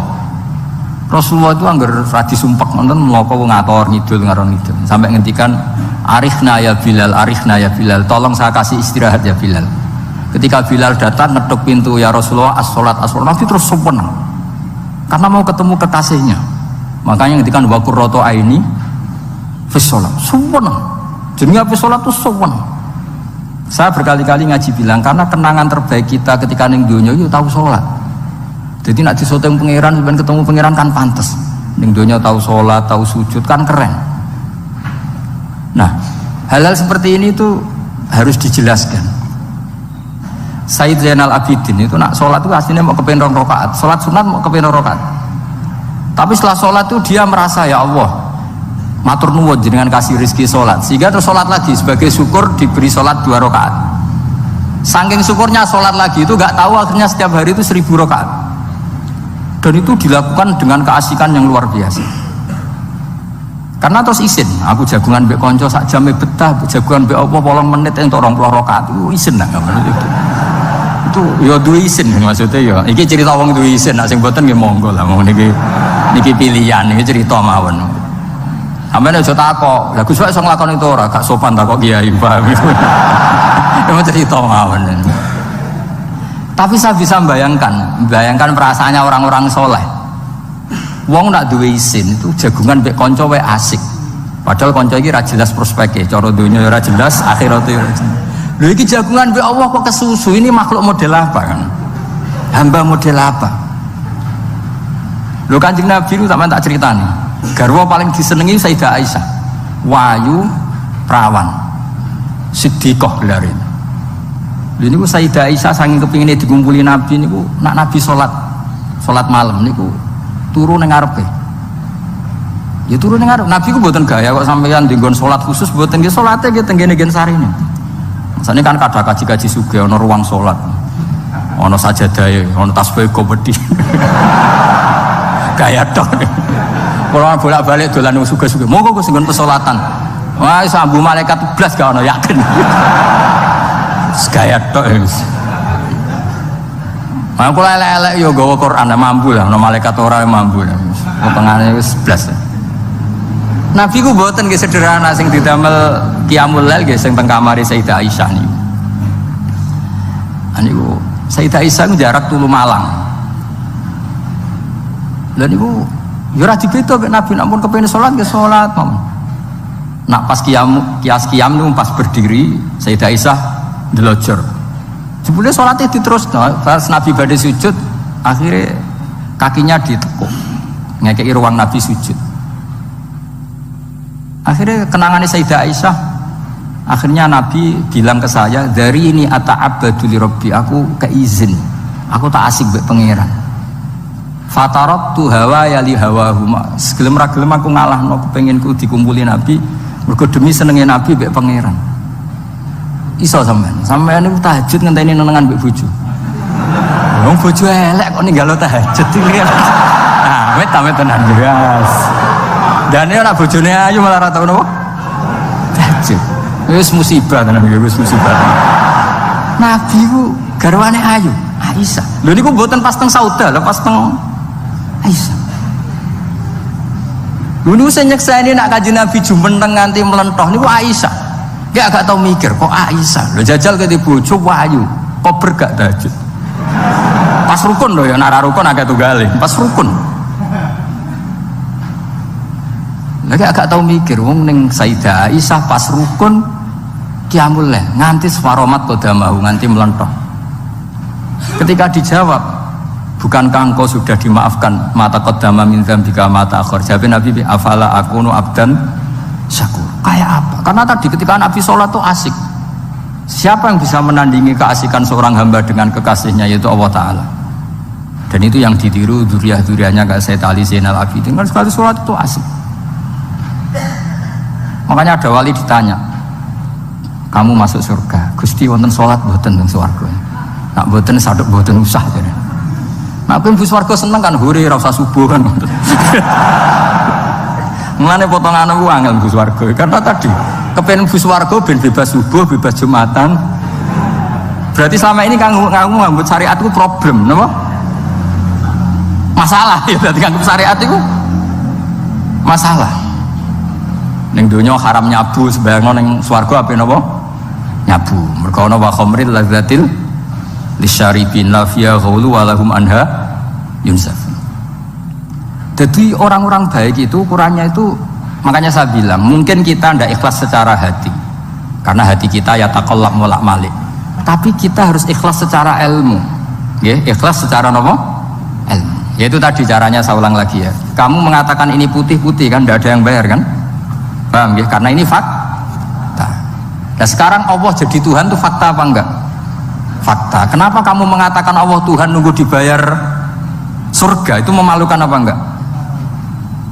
Nah di bab ilmu kita harus ikhlas, meskipun hati kita sebagai manusia mungkin tidak ikhlas. Ini fatwa Imam Ghazali. Jadi ilmu itu segala-galanya. Makanya disebut fa'lam annahu la ilaha illallah, bukan fas'ur.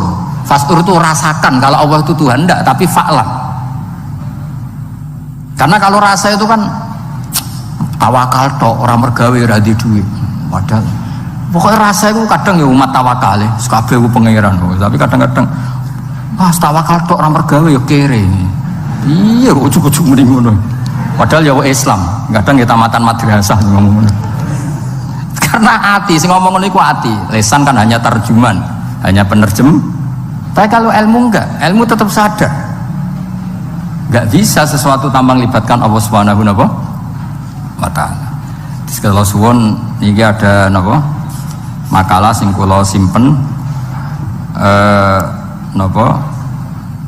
Akhirnya terus Jubair bin Mut'im niku masuk Islam karena logika yang dibangun oleh surat At-Tur ya, itu tidak meninggalkan logika yang selama ini dipakai, yaitu menuhankan Lata, Uzza, Hubal dan sebagainya.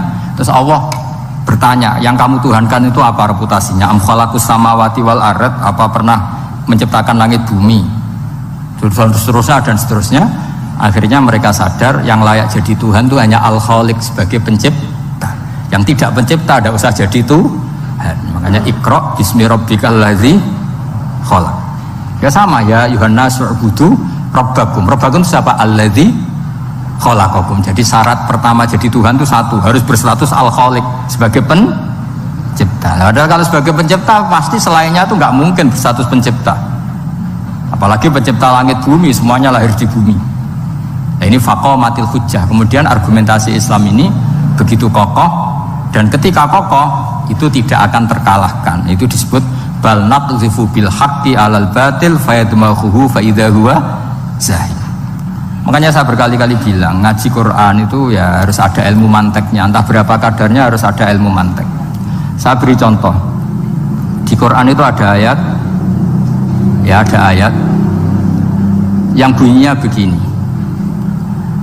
Kebatilan, ya apa? Kebatilan itu diistilahkan Quran itu wama yubdiul batil wama yu'id. Saya ulang lagi, wama yubdiul batil wama yu'id. Saya tasrif, abda'a yubdi'u, memulai. Wama yubdi'u lan ora iso memulai apa al batilu barang batil. Wama yu'id lan ora iso kembali. Kebatilan itu tidak bisa memulai dirinya sendiri karena tidak pernah wujud. Kebatilan itu sesuatu yang nggak pernah punya eksistensi, sehingga memulai dirinya aja tidak bisa. Misalnya begini, peci ini hitam, Pernah enggak dibenarkan orang mengatakan ini putih? Enggak pernah kan? Pernah enggak terjadi 2 ditambah 2 itu 100? Enggak pernah kan? Sama. Uluhiyatul asnam, saya ulang lagi, uluhiyatul asnam itu adalah amrun sing la yubdi wala wujuda lidzati. Apa status ketuhanannya Fir'aun misalnya, status ketuhanannya Namrud itu pernah terjadi apa enggak? Enggak pernah kan? Nah, makanya Quran istilahkan kebatilan itu memulai dirinya saja enggak bisa. Bagaimana bisa nandingi barang hak? Memulai dirinya aja enggak mungkin. Karena memang enggak pernah ada la wujuda lahu aslam, hakikatnya enggak pernah wujud.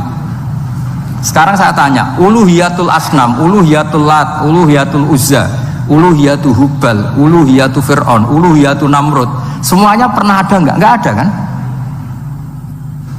Makanya qul ja'al haqqu wa ma yubdi'ul batilu wa ma yu'id. Barang hak itu nyata dan barang batil itu memulai dirinya saja enggak. Ya enggak mungkin kan. Pernah enggak Fir'aun jadi Tuhan terus dibatalkan Musa? Dari awal ya memang enggak Tuhan, cuma dia agak ngerti kalau enggak Tuhan itu saja kan. Tapi dari awal Fir'aun kan enggak pernah Tuhan. Makanya sekali kul ja'al haqqu mesti wazahaqal batil, karena batil ini la wujuda lidzati, batil ini enggak pernah wujud. Lah logika gini harus dibaca dengan mantek. Caranya gimana? Kita harus belajar ilmu logika. Ilmu logika itu begini, kata Fathul Bari, hadhil makhluqat, ini kan langit bumi kadung maujud. Kamu bilang bumi ini ada, ya di mana-mana barang ada itu penyebabnya ya sesuatu yang ada. Makanya ilmu tauhid ngajari kita, pertama sifatnya Allah kita sebut wujud, karena hadhil maujudat mesti khalaqul maujud, masa hadhil maujudat. Makanya kata kita Fathul Bari itu, kenapa Quran itu tidak menang kritik orang ateis? Yang dikritik itu kesalahan Yahudi, kesalahan Nasrani, tidak pernah kritik orang ateis. Kata Imam Fathul Bari, idlamu qawamata, itu udah imbang, us terlalu gak masuk akal, jadi gak dianggap pemain. Lah wong misalnya terus wong kok debat mbek wong ini, bumi ku wujud ora? Ya wujud, sing gawe gak wujud. Bumi ono ta ora ono, sing gawe ora ono. Kan ngajak goblok bareng kan. Maksudnya ku nak goblok ya dikira-kira lah, maksudnya ku nak lumayan kan, misalnya zaman kita mungkin wong Jawa kuno, bumi ku wujud, sing gawe apa? Bae. Kan lumayan, pokoknya sementing ku ono sing gawe sel. Soal kok sing gawe rada keliru kok dibenerno lah, tapi ono sing gawe sel. Iki ora. Barang wujud penyebabnya itu tidak. Berarti adamun yakhluqu maujudan, barang ra ono tapi nyiptakno sing wong darani ra ono iku mesti ra duwe ngefek apa kok darani. Itu aneh kan, sesuatu yang enggak ada menciptakan yang ada. Nah beda dengan agama yang lain, meskipun menyebut Tuhan itu 3 atau menyebut Tuhan itu salah, tapi kan menyebut wujud. Lah iku ana lumayane, karek beneri sithik lah. Lah Islam lagi datang wujud sing pencipta jenenge Allah Subhanahu wa taala. Akhirnya sing darani liyane kon ikut darani ku Allah taala. Nah, artinya gini, ateis itu tidak rival karena terlalu lah, mosok akal sehat dijak goblok bareng kan. Ya aku mau hadil maujud khalaqahul adam, ini wujud tapi penciptanya enggak ada. Lah nyiptakno apa ya ora ono. Berarti apa? Al adamu yakhluqu maujudan, barang ra ono menciptakan yang tidak ada. Padahal khasnya enggak ada itu apa? La yu'athir wa la yakhluq. Jenenge barang enggak ada pasti tidak bisa menciptakan. Jadi ben sampean ngerti ya, jadi supaya lah itu yang dimaksud amkhuliku min ghairi syai'in. Jadi saya ulang lagi ya, dalam ilmu kalam itu wa indana syai'u huwal maujudu wa sabitun fil kharijil maujudu. Yang dikatakan itu sesuatu yang wujud. Jadi kalau hadil maujudat, alam ini ada, pasti penciptanya sesuatu yang ada. Nah karena pencipta itu ada dan dia pencipta, mau tidak mau bersifat qadim. Masa yang menciptakan wujudnya dulu yang diciptakan, maka harus berstatus apa? Qadim. Ya jatuh kula suwun, bahwa kula insyaallah tetap ngawas ulumul Quran saking kitab Bukhari. Niki cerita-cerita tiang kafir mendengarkan Quran kemudian faham. Makanya dalam muqaddimah Majmu' yang dikarang sarah-sarah sekarang itu ada 6 doktor dari Al-Azhar ngarang kitab Sarah Majmu'. Karena dulu dikarang Imam Nawawi tapi hanya sampai bab riba. Terus diteruskan oleh 6 doktor dari Al-Azhar. Di antaranya ada penjelasan begini. Islam itu datang dengan hujjah. Wa hadhihi la yukawwinuha as-sayf wa innama tukawwinuha al-hujjatu wal barohin. Islam itu datang dengan argumentasi. Dan itu tidak bisa dipaksakan pakai pedang tapi pakai logika. Ya kayak tadi yang saya contohkan, semua nabi pasti ngendikan qad ja'akum bayyinatum mir rabbikum. Bayyinah itu logika yang ketok welo-welo. Di antaranya tadi yang dibangun Rasulullah ketika ngadepi Jubair bin Mut'im, ngadepi Sayyidina Umar, ngadepi Khalid bin Walid dan banyak. Akhirnya aslamu khina sami'ul Quran. Mereka Islam ketika mendengarkan Quran. Karena tadi Quran ini datang dengan argumentasi yang tidak terbantahkan. Makanya di sini disebut di kitab ini, saya bacakan kitab Ijazul Quran karangannya Abu Bakar Al-Baqilani, halaman 13. Kan di Quran ada ayat begini ya, fa'aradu aktsaruhum ya. Kemudian ketika Quran turun itu banyak yang berpaling dari Quran dan itu disalahkan Allah. Berpaling dari Quran itu disalahkan Allah. Kata Abu Bakar Al-Baqilani, ini ilmu usul fikih, walaula annahu hujjatun lam yadurruhum al-i'radu anhu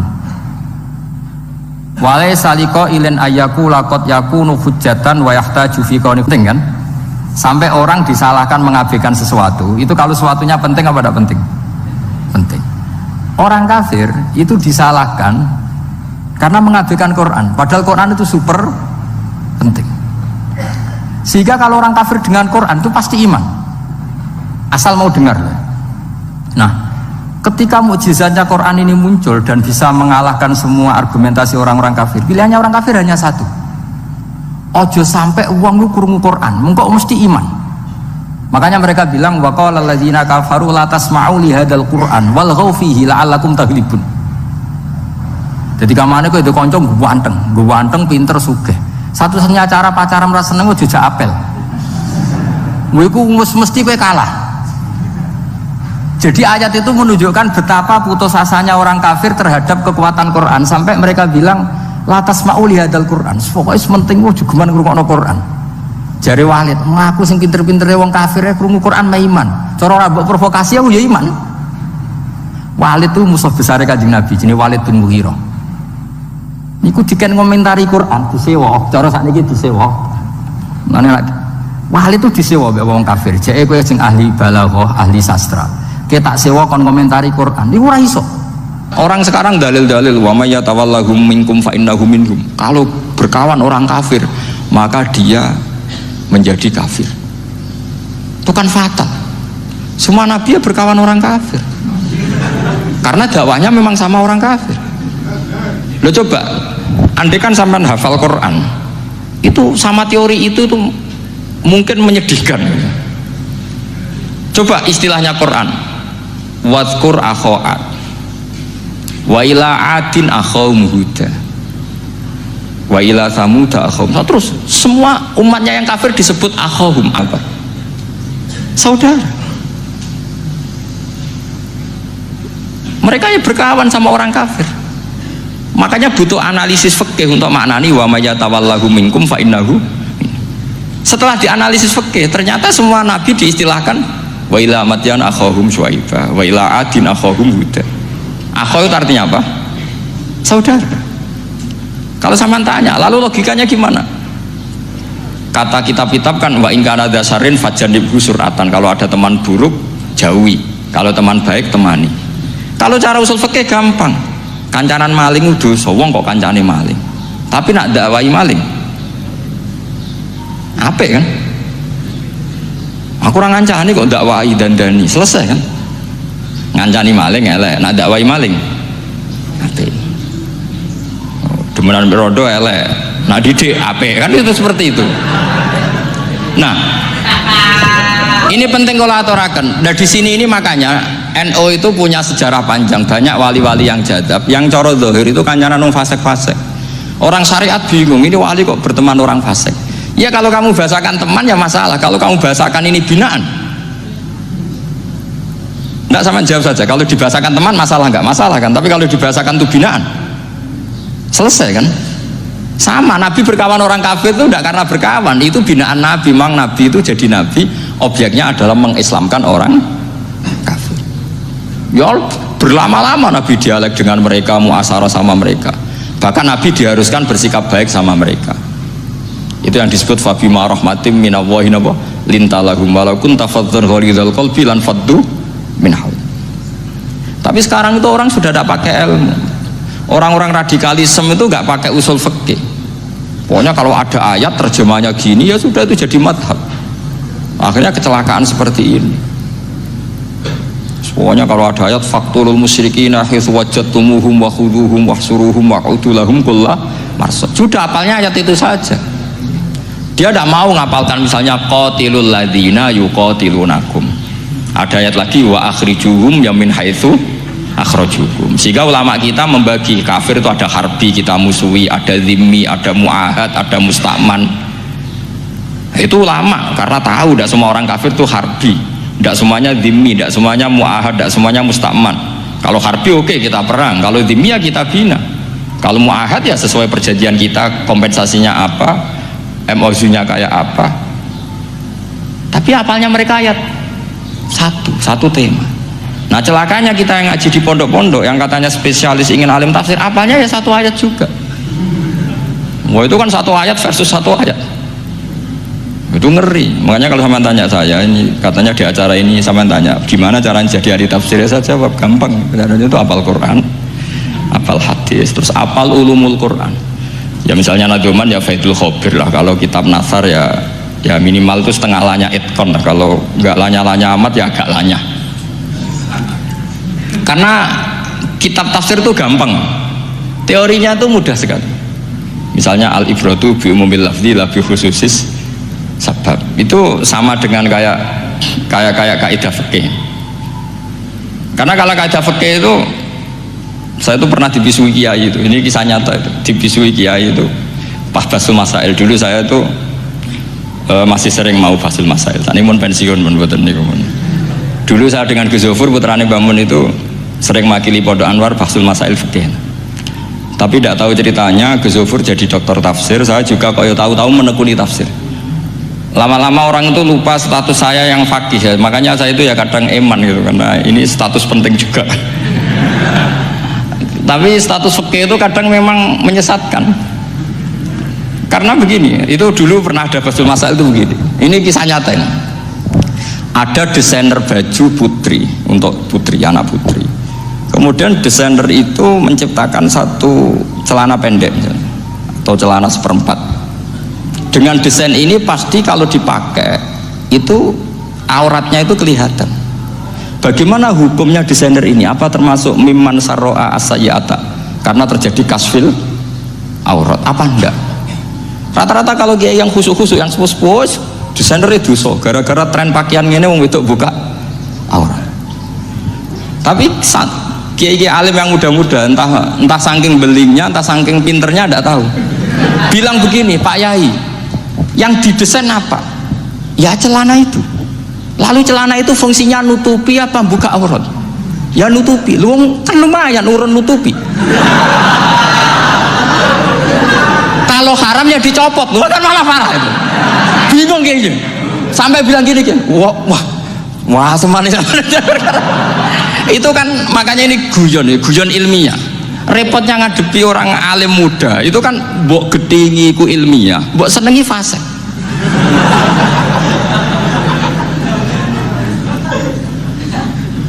Ketika kiai yang khusyuk tadi tak tanya, kalau desainer katok seperapat, paham gitu? Dia coba yang celana dalam terlalu vulgar itu, paham gitu? Nggak, rok saja lah, rok mini misalnya, rok selutut. Saman jangan ngeres ya, yang rok selutut misalnya. Rok selutut itu desainernya kena hukum haram enggak? Saman jawab saja. Oh haram dari kiai sepuh, karena dengan desain itu misalnya lututnya kelihatan.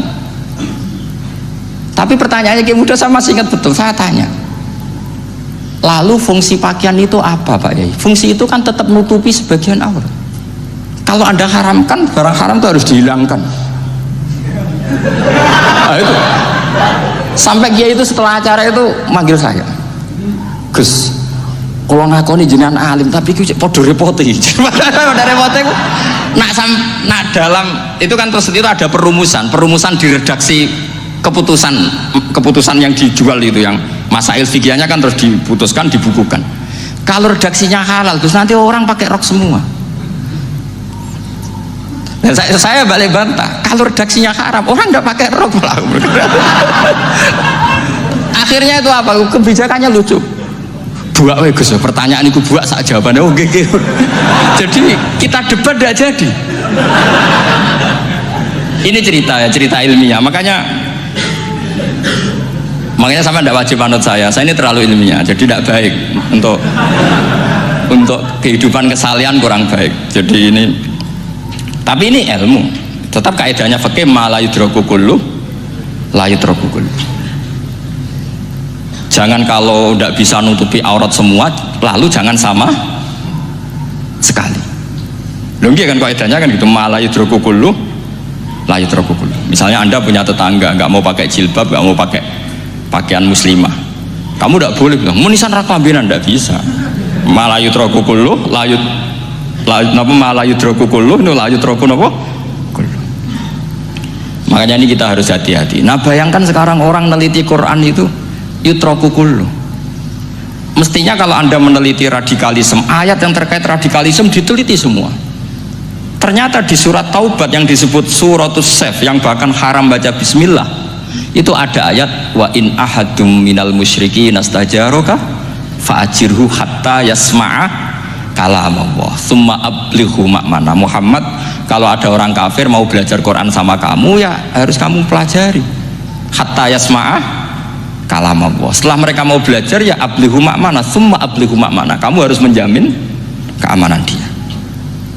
Itu di surat Taubat, termasuk akhiru suratin nazalat, gak mungkin terjadi mansuh.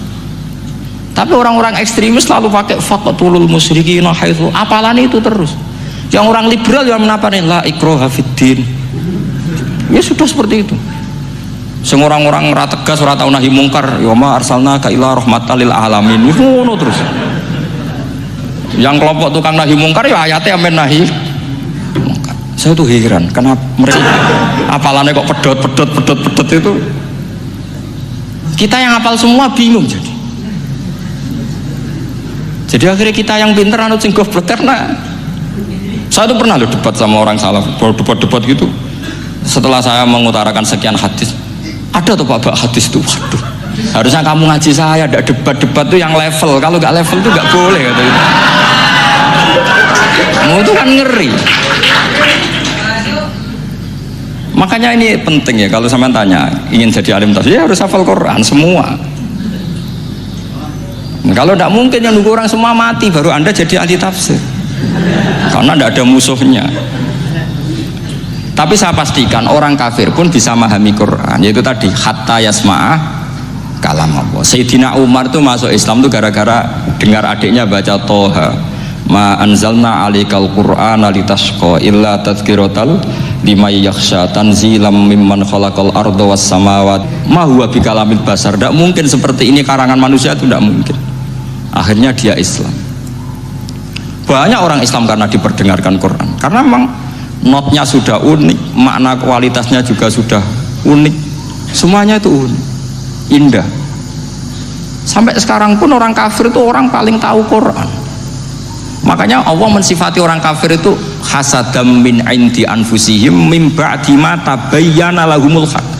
Sekarang sampai saya tanya, orang sing tabayyana lahumul haq itu orang paham apa orang tidak paham? Mereka orang kafir itu mengingkari Quran, padahal min ba'di ma tabayyana lahumul haq, setelah kebenaran nyata bagi mereka. Nyata bagi mereka artinya orang kafir paham apa tidak paham? Paham. Cuma mereka punya penyakit hasadam min indi anfusihim.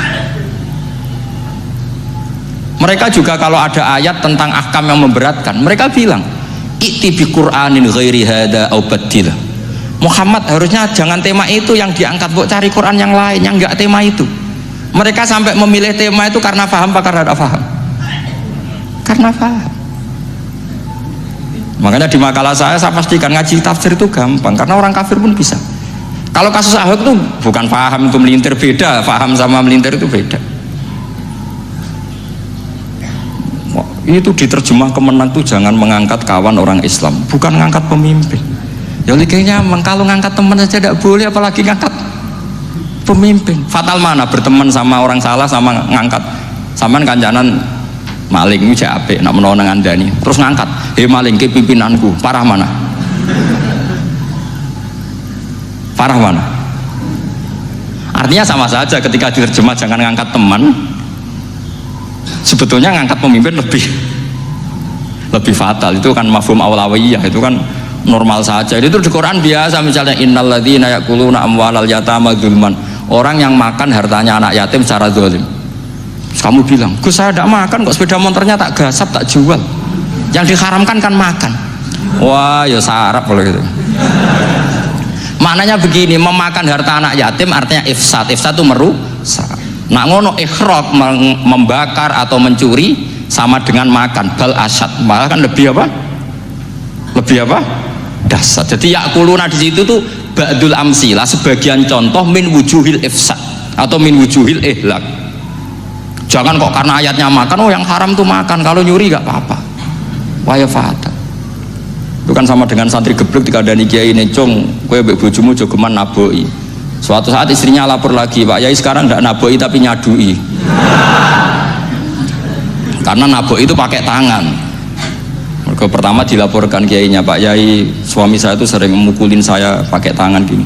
Jong jogeman naboi bojomu." "Nggih Pak Yai, siap." Suatu saat istrinya lapor, "Pak, tetap benjut, kenapa? Kalau nak niki disadui." Mereka pikirannya, sing haram nabok, nak nyaduk halal. Wah, itu kan ngajak goblok bareng. Nah, masalahnya di usul fikih kasusnya seperti itu. Makanya saya ini kadang ya maliki sekali. Kadang saya itu maliki sekali. Kadang ya. Misalnya begini, saya beri contoh.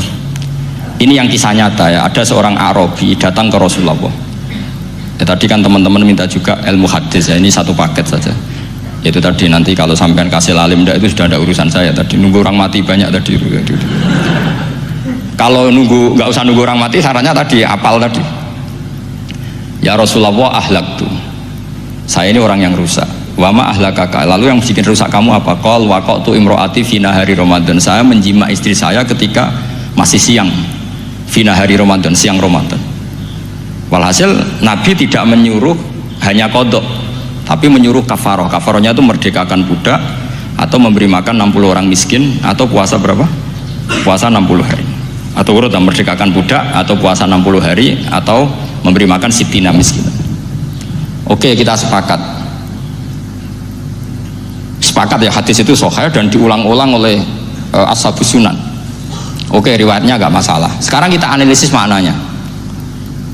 Sekarang sampean saya tanya, kalau anda misalnya sekarang jam berapa ini? Misalnya sekarang jam 9 kurang seperempat Ramadan, terus anda rokok atau anda ngopi, kepengen ngopi terus ngopi tanpa uzurin syar'iin, anda hanya wajib qadha apa bayar kafarah? Tidak sampean jawab. Rata-rata kiai kita, oh mau wajib qadha Gus karena gak jima. Sing seru kafarah itu nak jima. Kan ngombe kopi be jima beda. Pertanyaannya tuh lucu, ini naik secara fikih masalah. Masalahnya begini. Jima bojo itu tidak zina. Jima bojo itu zina apa enggak? Enggak kan? Berarti dengan makan bedanya apa? Sama kan? Sama-sama amrun mubah, sesuatu yang boleh. Kenapa hukumannya berat? Makanya kata Imam Malik, enggak itu nilainya. Nilainya adalah hadku hurmati Ramadan bi ghairi udhrin syar'iyyin. Makanya kata Imam Malik, siapapun yang makan fina hari Ramadan, iftar apapun fina hari Ramadan bi ghairi udhrin syar'iyyin, maka hukumnya sama dengan jima fina hari Ramadan. Karena sama-sama ihlak ifsad hurmata Ramadan bi ghairi udhrin syar'i. Loh enggak, ini ilmiah. Kamu udah harus cocok, tapi otak kamu harus percaya. Loh iya kan beda kan? Saya secara nafsu tidak cocok, cek berarti. Tapi ilmiah saya setuju. Kalau Kiai Kandani itu kan pasti pakai badul amsilah, kan nggak mungkin semua contoh disebut. Jong penak melaku jogeman delok wedok iku mari setan. Mboten delok Mbah, nyekel lho malah parah tuh. Nggak bisa. Makanya ini masalahnya lafadz. Ini kembali ke Imam Syafi'i bilisanin arabiyyim mubin. Ketika seorang kiai bilang cung jogeman delok cawe itu adalah mengungkapkan al-muharramat, bukan mentaksis yang haram itu hanya melihat. Saya ulang lagi ya, ketika seorang kiai bilang cung jogeman delok wedok sing haram, itu semangatnya adalah melawan keharaman, bukan mentaksis yang haram hanya delok. Itu di Quran normal semua, di semua lugat ya biasa. Itu kan sama seperti misalnya seorang mbah ngasih uang cucunya, cung tak kayak duit 100.000, cung gue tuku es, terus gue mendingan nah ragu tuku es haram iki kan ngongkone tuku es lah, kepengen putumu mati kan nyeben 100.000 gue tuku es. Ya mulai dulu istilahnya nambahnya ke ibu tuh cung 100.000 gue tuku es, cara wong kuno. Maksudnya itu pokoknya umumnya cak cilik senane es cuma nyebut. Ya sudah seperti itu. Sama seperti Quran menghentikan begini. Ini memang salate yang fikih dulu, yang pokok-pokok. Di antara yang enggak boleh dikawin adalah wa antasma'u bainal ukhtaini illa ma qad salaf. Kamu enggak boleh menikahi Sri dan Zainab, kakak beradik. Sudah sepakat nggih? Fi nikahin wahid enggak boleh al jam'u bainal ukhtain. Jadi mbaknya kamu kawin, adiknya kamu kawin fi nikahin wahid. Tapi nak ngeduni boleh, berarti kan dengan waktu yang berbeda. Quran hanya menyebut itu. Kemudian Rasulullah zaman Sugeng itu hanya nambahi wala binal mar'ati wa ammatiha wala binal mar'ati wa kholatiha, juga agak boleh menikahi ponaan plus buliknya, baik bulik dari bapak yaitu ammah maupun bulik dari ibu disebut apa? Kholah. Kemudian ulama fikih merasa ada yang kurang, ditambahi lagi. Dua perempuan yang andekan yang satu itu lelaki kok haram nikah, berarti haram jam'u fi nikahin wahid. Misalnya cucu rabibahnya boleh enggak? Enggak boleh kan? Berarti kalau sampai mengumpulkan cucu dan mbahnya fi nikahin wahid juga enggak boleh. Tapi orang yang waras itu tidak akan nyalahkan Quran ketika tidak lengkap. Wa antasma'u binal ukhtain ila ma qad sal, ini tidak lengkap. Yang haram kan tidak hanya jam'u binal ukhtain, termasuk mengumpulkan cucu dan mbahnya. Karena Quran nggak mau dengan logika tidak waras, itu tidak mau. Taruh saja orang itu rata-rata mbahnya kan umur 70 tahun, cucunya umur 17 tahun. Kebayang nggak kamu nikahi sehingga adik kan boleh bareng, mesti kamu milih bareng.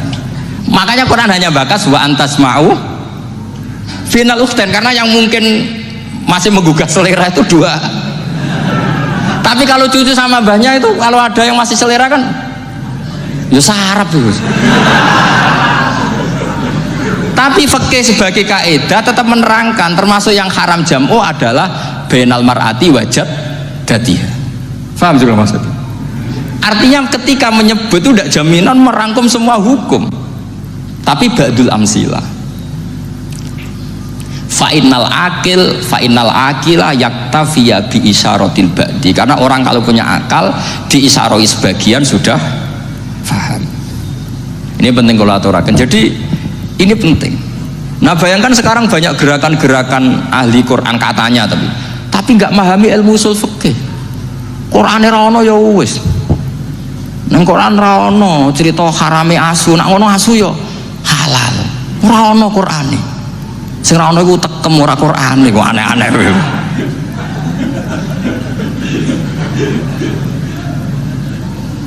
Itu kan sama. Terus sampean misalnya tadi jam 09.00 Ramadan tambah udzurin sariyen terus mangan mie rokokan, itu kan melecehkan Ramadan biwiri udzurin sariyen, karena melecehkan hurmata Ramadan kena sanksi separah itu.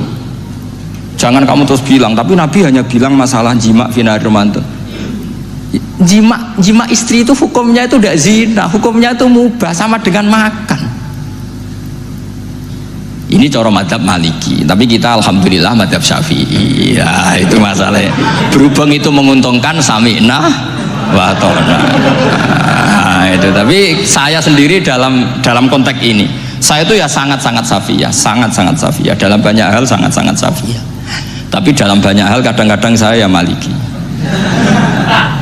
Nah, itu kan kalau sama tanya kenapa gitu, ya hikmahnya baca banyak saja. Karena yang Syafi'i itu ya karena bacanya hanya Syafi'i. Itu bukan fanatik, itu keterbatasan. Itu beda, ada itu namanya tidak fanatik, itu keterbatasan. Itu beda sekali. Jadi kita harus ngaji yang banyak. Saya itu termasuk utang ya sama Imam Syafi'i itu baca kitab Ar-Risalah. Itu kitab yang kadang satu ulama baca sampai 500 kali. Yaitu Imam Syafi'i itu dalam kitab Risalah itu begini, ini termasuk ulumul Quran yang paling penting. Muqaddimahnya begini. Wan nasu sinfani min awalil amri. Wan nasu sinfani. Ketika Rasulullah datang membawa Quran itu manusia hanya ada dua. Al kuffar sing dari jenis ahli kitab dan kuffar dari jenis yang tidak ahli kitab. Bahkan tidak ada orang Islam zaman itu. Pertama Nabi jadi Nabi itu adakah pendengar yang Muslim? Kan tidak ada. Semuanya ahli kitab. Makanya susah kalau Quran kamu analisis korbannya orang Islam tuh, kata Ibnu Umar tuh lucu. Dulu tuh mukhotobnya tuh orang kafir, jelas kuliah ayyuhal kafir. Ya ayuhan nasu ubudu rabbakum alladzi khalaqakum. Jelas orang kafir. Karena orang Islam nggak mungkin dikhatabi ubudu rabbakum. Makanya Imam Suyuti kalau nafsiri itu ngeper ubudu rabbakum wahiduhu. Tapi kalau mukhatabnya orang Islam, dawimu alal ibadah atau dawimu alat tauhid. Karena dia tahu kalau mukhatabnya orang kafir, ubudu ya masih wahidu. Kalau sudah Islam kok dikhitabi ubudu, mudawamah alal ibadah. Itu saking alimnya Imam Suyuti. Ini saya teruskan. Kalau mukhatabnya itu orang kafir ahli kitab, itu kemungkinannya ya dua cara mereaksi Quran. Yaitu disebut lam yakunil ladzina kafaru min ahlil kitabi wal musyrikina munfakina hatta ta'tiyahumul. Jadi lam yakunil ladzina kafaru, jelas kafaru itu umum. Kemudian ditafsir kafaru itu ada yang min ahlil kitabi, berarti kafaru yang jenis Yahudi Nasrani. Ada kafaru yang min ahlil kitabi wal musyrikin, kafaru yang jenis musyrikin, yaitu kafir Mekah. Karena cara kaidah nahwu al-atfu yaqtadi taghayyur, kalau ada ataf pasti konteksnya beda. Ja'a Zaidun wa Amrun, berarti Zaid ada Amar, Amar ya ada Bakar. Karena Ja'a Zaidun wa Amrun wa Bakrun, pasti orang ini berbeda. Tidak boleh orang yang sama kamu pakai ataf. Ini sudah clear ya ini ya. Kemudian cara pandang mereka ya beda. Ketika Rasulullah mengajak tauhid, itu ahli kitab tidak masalah. Memang harusnya Tuhan itu satu, tidak masalah bagi ahli kitab. Problem bagi ahli kitab adalah Muhammad itu nabi. Itu kita nggak suka. Kalau Tuhan satu oke, tapi kalau Muhammad nabi tidak oke. Kita bisa jadi nabi, kata mereka, karena mereka merasa nasabnya sampai Ibrahim. Sementara zaman itu mereka sanksi Muhammad itu nasabnya konti, gak jelas. Ini penting kalau aturakan. Sehingga dalam konteks ini Allah menjawab ahli kitab dulu. Ini itu disebut Muhammad itu nasabnya jelas. Ini itu fihi ayatum bayinatum maqamu Ibrahim. Ini saya dengarin. Ibrahim itu jelas pernah ke Mekah. Bukti Ibrahim pernah ke Mekah adalah jejak kaki Ibrahim di makam apa? Makam mereka, artinya buatan kuburan, buatan jejak kaki Ibrahim ketika bangun Ka'bah. Fihi ayatum bayinatum maqamu Ibrahim. Pun. Kalau Ibrahim pernah di Mekah, artinya beliau pernah nikah di Mekah. Paling tidak punya dzurriyyah di Mekah. Jadi Ismail dibawa ke Mekah. Jelas ayatnya wa idh yarfa'u Ibrahimul qawaida minal baiti wa Ismail. Ini dengarin ya. Sebab itu saking alimnya berjanji itu beliau tahu betul masalah utama Rasulullah Muhammad adalah disangsikan nasabnya. Sebab itu kitab berjanji pertama cerita setelah dia alhamdulillah macam-macam awalu ma'anab tadi saat terus dia bilang wa ba'du fa'akul huwa Muhammad bin Abdillah bin Abdil Muttalib. Saat terus ya wa ba'du huwa Muhammad bin Abdillah bin Abdil, bagi mereka yang kafir. Terus beliau ngendikan ditutup wa adnanu bila raibin inda dawil ulumin nasabiyah ila dhabihi Ismaila nisbatuhu wahmun.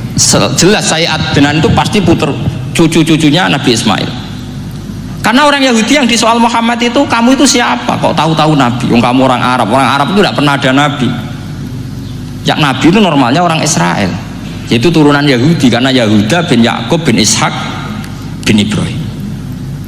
Akhirnya Allah membuktikan fihi ayatum bayyinatum maqami. Bukti kalau Ibrahim pernah di Mekah adalah jejak kakinya di Mekah, itu dekat Ka'bah. Ini jawaban Allah yang tentang ahli kitab karena sudah jelimet. Ada ilmu ansab, ada ilmu nasab, ada polemik kitab samawi.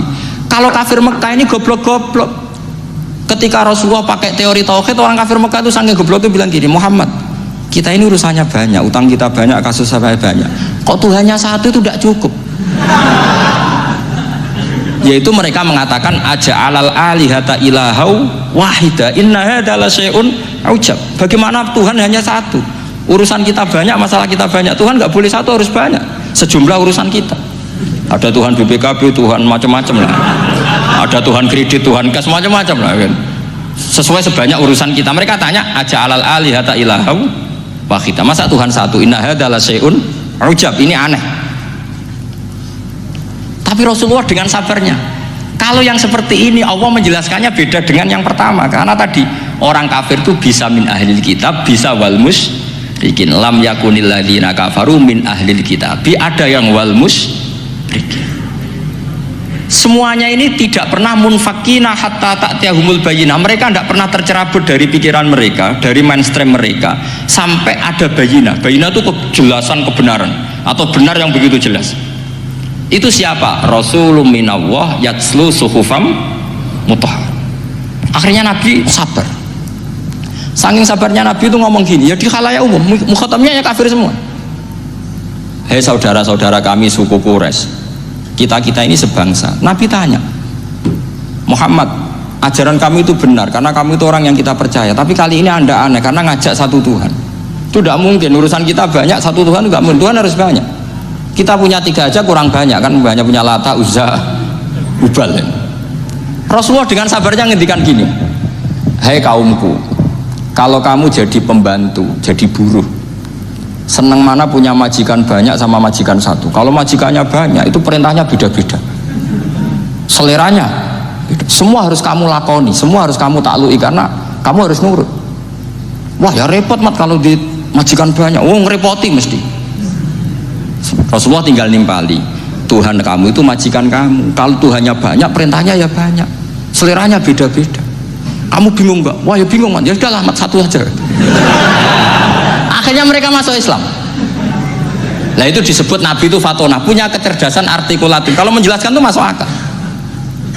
Nah itu disebut dorobawahu matalar rojulan fihi syuraka'u mutasyakisuna wa rojulan salamal lirojul hal yastiawiyani masalah alhamdulillah.